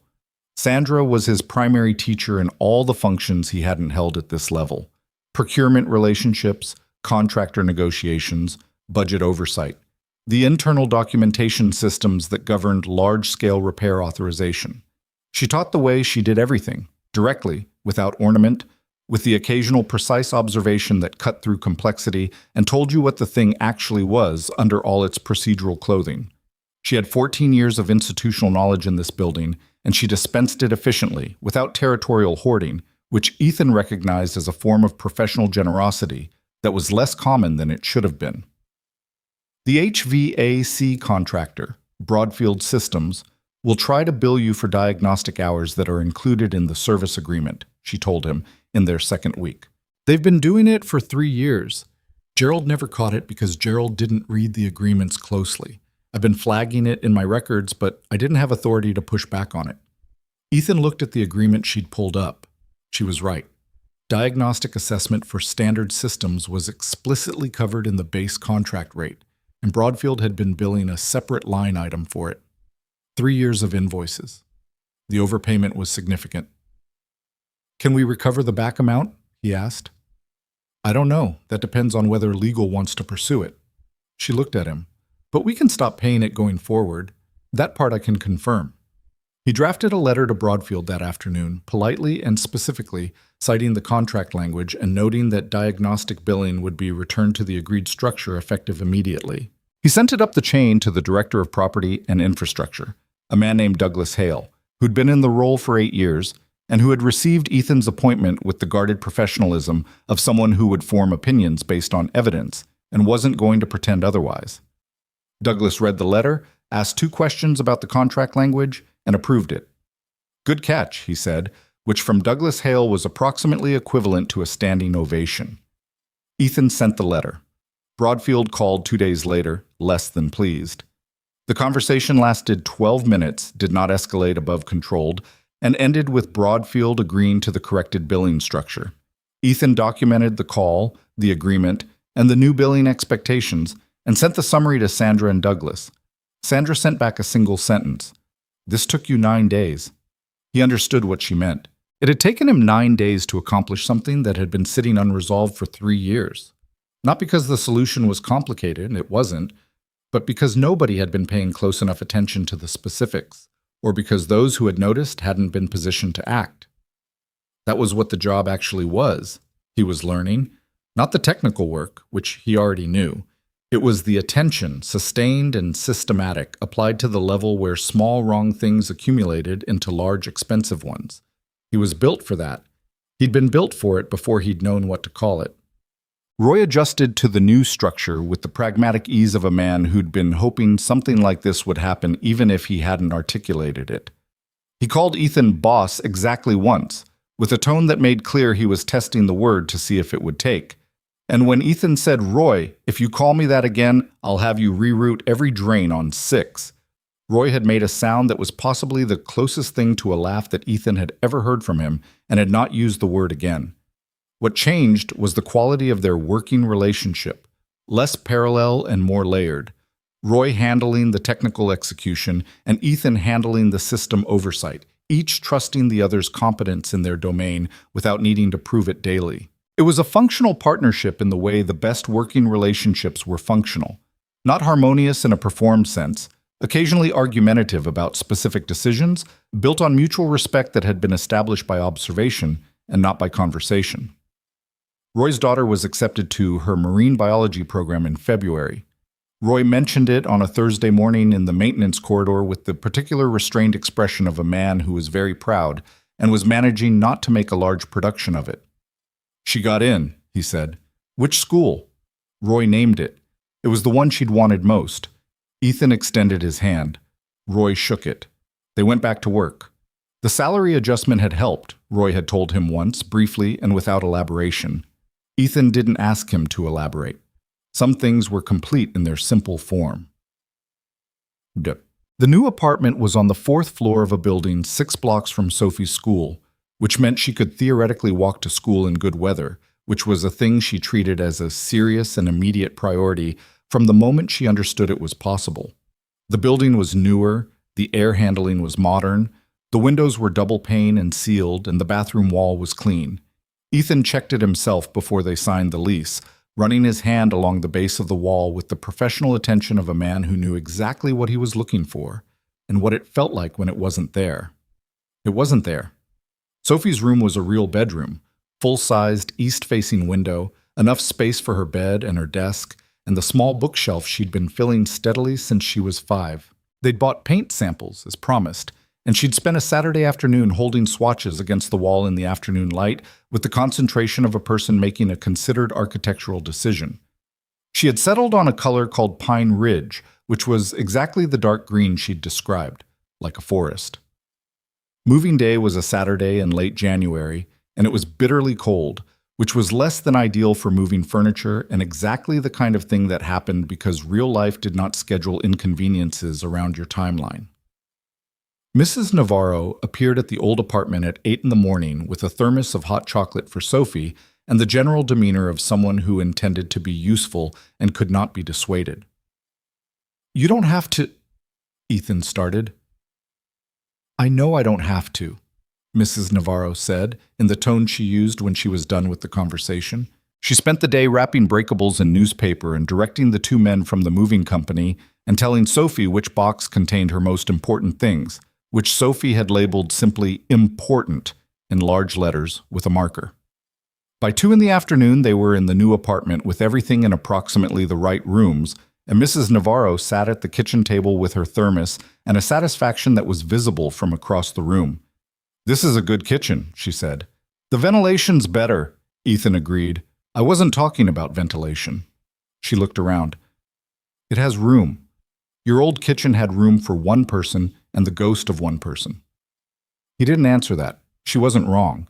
Sophie came out of her room, already partially set up. She'd prioritized the bookshelf, and stood in the kitchen doorway and looked around at the boxes and the new walls and the afternoon light coming in at an angle that was different from any light they'd had before. "It smells different," she said. "New place always does," Mrs. Navarro said.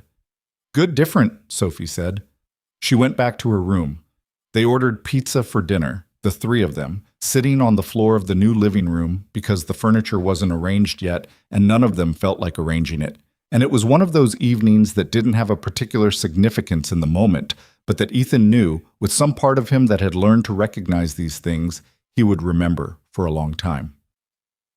Mrs.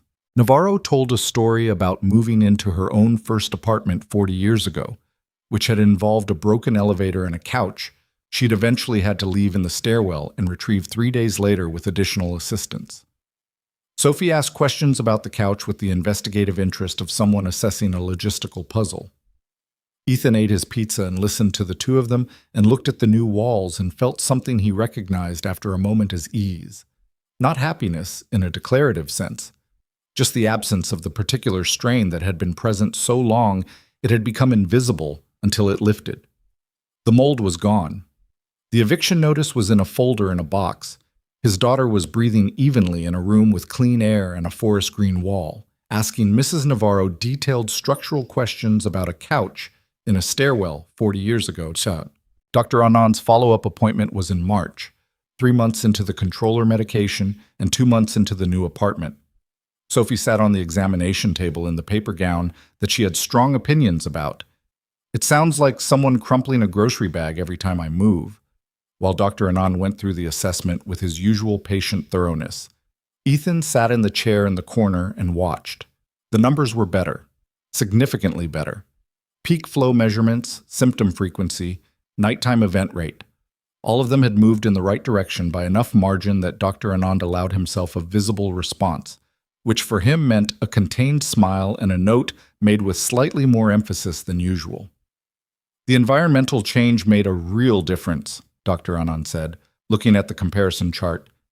Combined with the medication, she's in a substantially better position than she was 6 months ago. Better enough to run at recess? Sophie asked. He looked at her over his reading glasses. Better enough to run at recess. Better enough to try out for the soccer team? He looked at Ethan briefly. There's a spring league, Ethan said, for her age group. Let's talk about that at the next appointment, Dr. Anand said. For now, I'd say limited to moderate exertion with her rescue inhaler accessible. But the trajectory is good, Sophie. You're doing the right things. The medication still tastes terrible, she said. I know, he said. I'm sorry about that. You could fix it.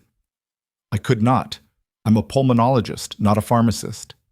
She thought about this with the expression of someone noting an institutional failure. Someone should fix it. They should, he agreed.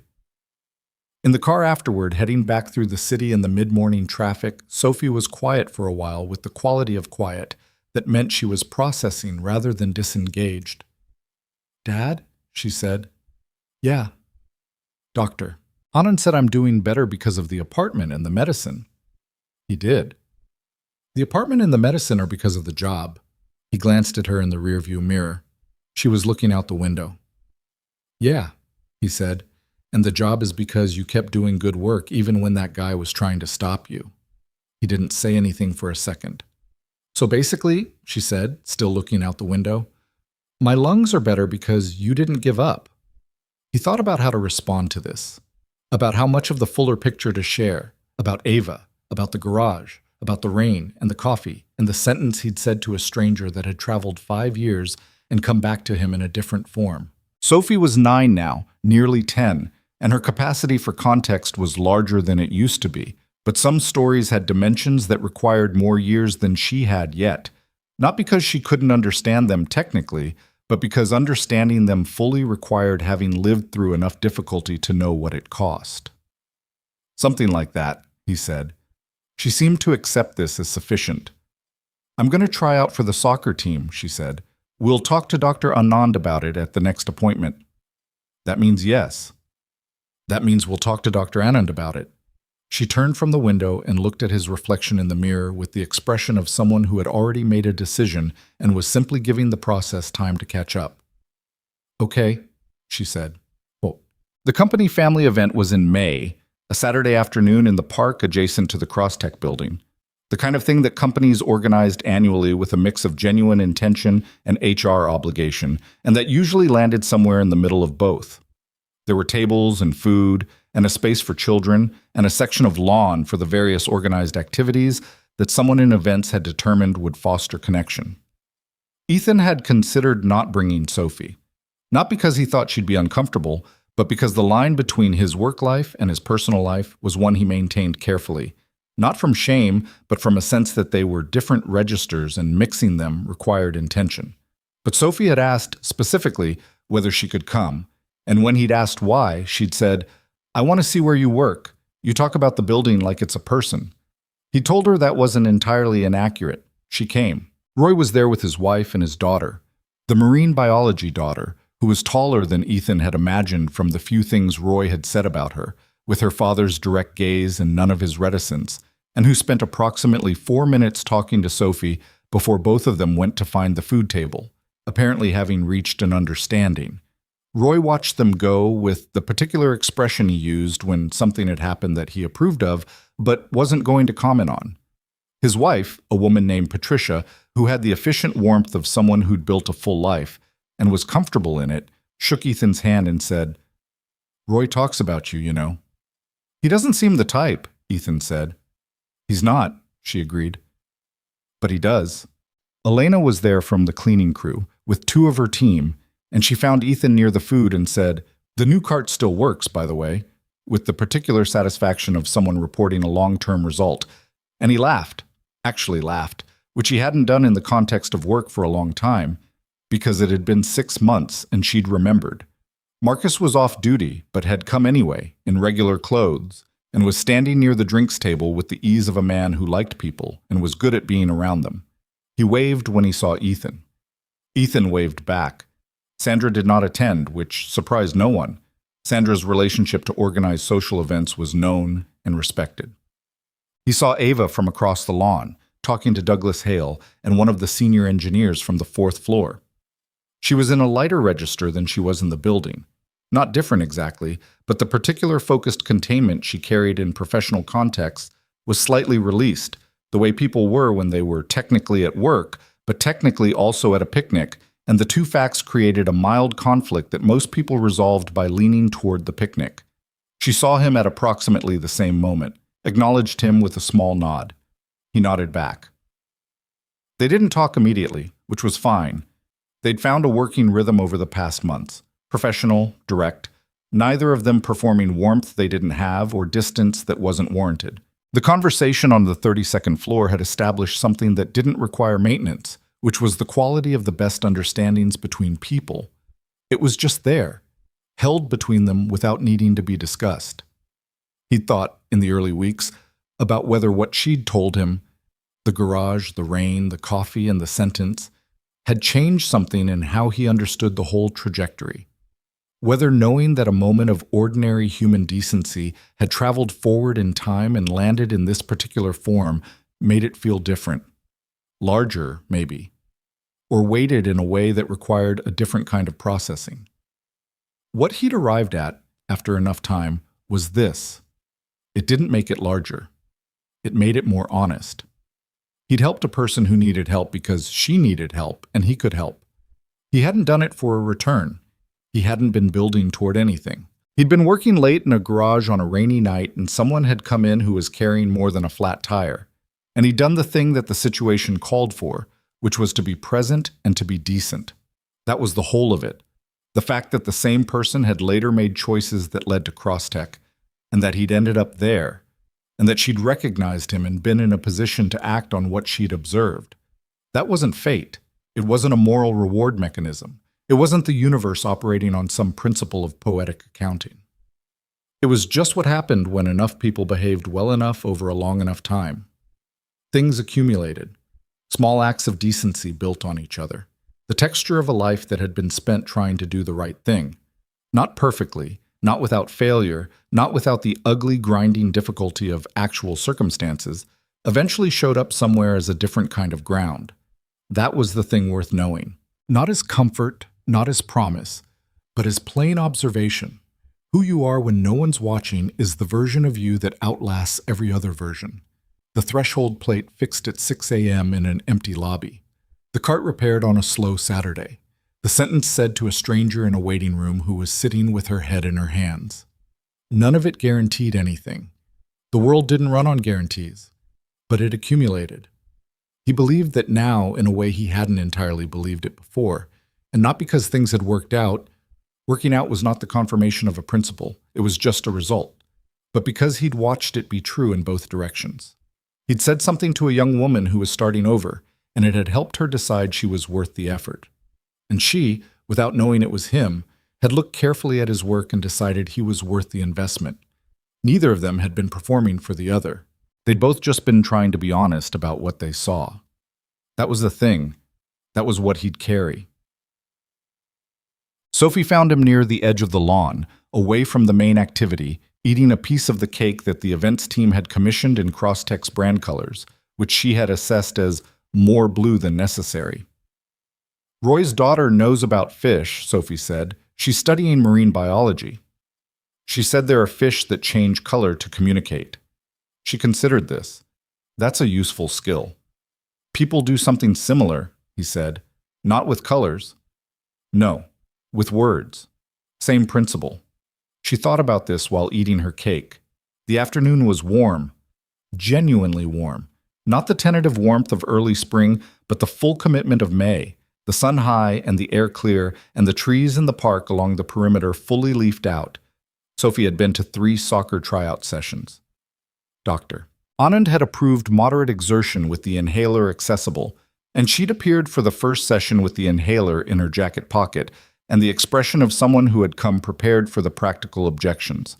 The coach had been accommodating. Sophie had been, by her own account and the coach's, decent. Not the best. Not immediately skilled, but focused and persistent in the way she was focused and persistent about everything she'd decided to do. She'd been selected for the spring team on a Tuesday afternoon and had texted Ethan from Mrs. Navarro's phone. 3 words, no punctuation, made the team. He'd been in the middle of a contractor call when the text came through. He'd looked at it, held the phone for a second, then put it back in his pocket and finished the call, and then stepped into the corridor and let himself feel it. The specific, full-bodied relief of something you'd been working toward for a long time, arriving not with a crash, but quietly, like finding something in a drawer you'd been looking for so long you'd half-stopped believing it was there. Now she stood beside him in the May afternoon and ate blue-tinted cake and watched the people across the lawn. "Dad," she said. "Yeah." "Is that her?" She said it carefully, the way children said things when they understood they were asking about something they'd been given partial information about and were filling in the rest. He followed Sophie's gaze. Ava was moving away from the conversation with Douglas, walking in a path that would bring her across their side of the lawn. Not directly toward them, she was heading for the drinks table, but close. "Yeah," he said. Sophie watched her for a moment. Then she looked at her cake. "You should introduce me," she said. "Sophie, it would be rude not to," she said. "She's your boss." He looked at his daughter, 9 years old, with her mother's eyes and a soccer tryout under her belt, and a forest green bedroom and lungs that were moving correctly, eating blue cake in the May sunshine with the composure of someone who had made a decision and was waiting for the world to catch up. He called out, "Miss Cross?" Ava turned.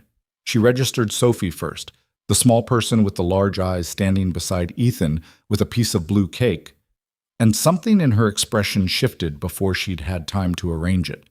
Something quick and unmanaged that was closer to the person he'd sat with at 2 a.m. on a ventilation level than the CEO who ran meetings on the 32nd floor.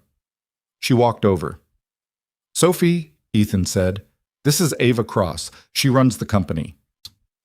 Sophie looked at her directly.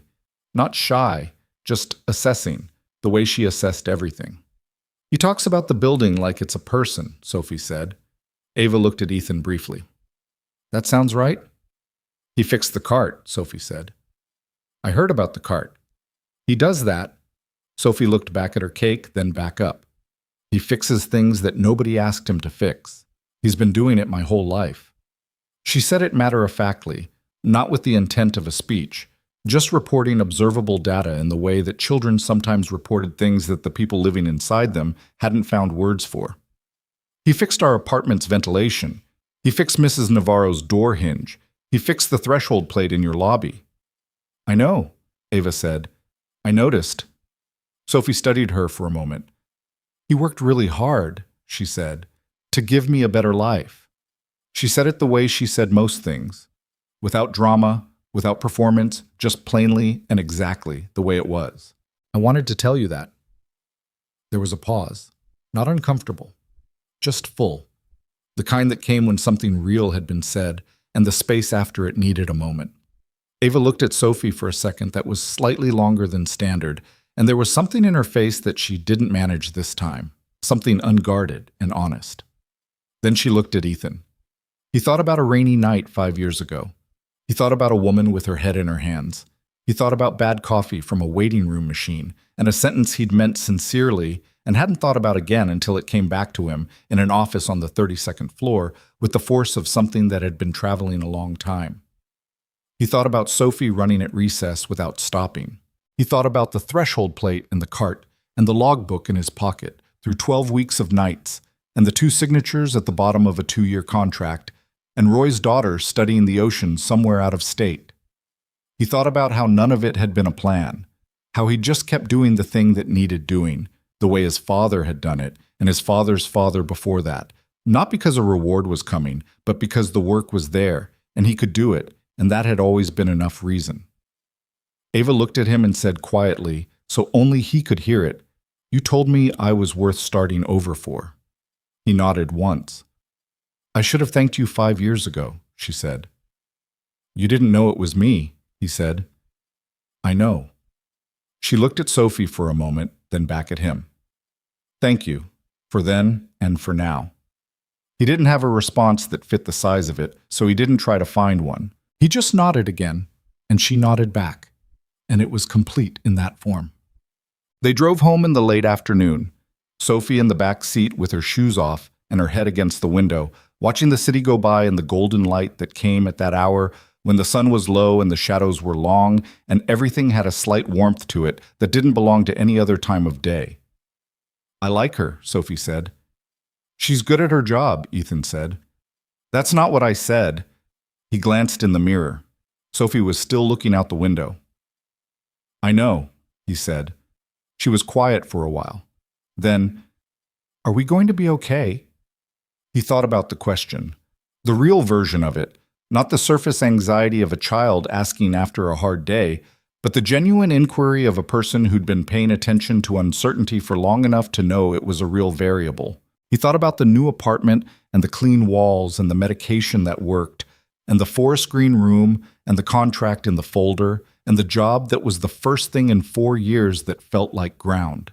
He thought about the fact that none of it was guaranteed, that life maintained its prerogative to be difficult without warning, that he was 32 years old and still had the particular accumulated exhaustion of 4 years of managing alone, and that exhaustion didn't dissolve overnight even when the circumstances improved, that there would be other things, different things, things he couldn't see yet, that would require the same stubborn forward motion he'd been practicing since he was 28 years old, and the world had rearranged itself without asking.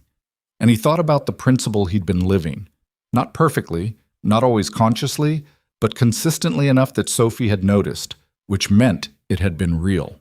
The principle that who you were when no one was looking was the only version of you that actually counted, that small acts of honesty and effort and basic human decency were not insignificant because they were small, that they accumulated into a life, and the life accumulated into other lives, and the whole complicated forward motion of it meant something even when you couldn't see the shape from where you were standing. He couldn't promise Sophie that nothing hard was coming. He couldn't promise that the world would keep behaving reasonably. He couldn't promise that his own health wouldn't falter, or that the company would hold, or that the next 4 years would be easier than the last. But he could tell her the truth. "Yeah," he said, "we're going to be okay." She looked at him in the mirror, held his eyes for a second with the dark, clear gaze that was her mother's, and that would always be her mother's. And that was one of the ways Claire remained present in the world, in a 9-year-old's eyes watching her father from the back seat in the late afternoon light. "Okay," Sophie said, like she believed it, like she had all along.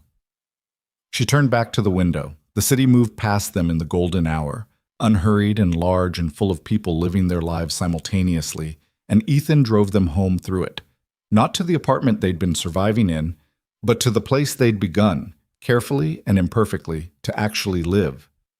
The hardest chapter was over, not because the world had become easier, but because Ethan Walker had finally stopped asking himself if he was worth fighting for, and had simply decided once and for all that the answer was yes. The kindness he'd shown a stranger in the rain had come full circle, but the truth underneath it, the one that mattered most, was this. It had never been about the return. It had been about who he was, and who he was had been enough. It always had been.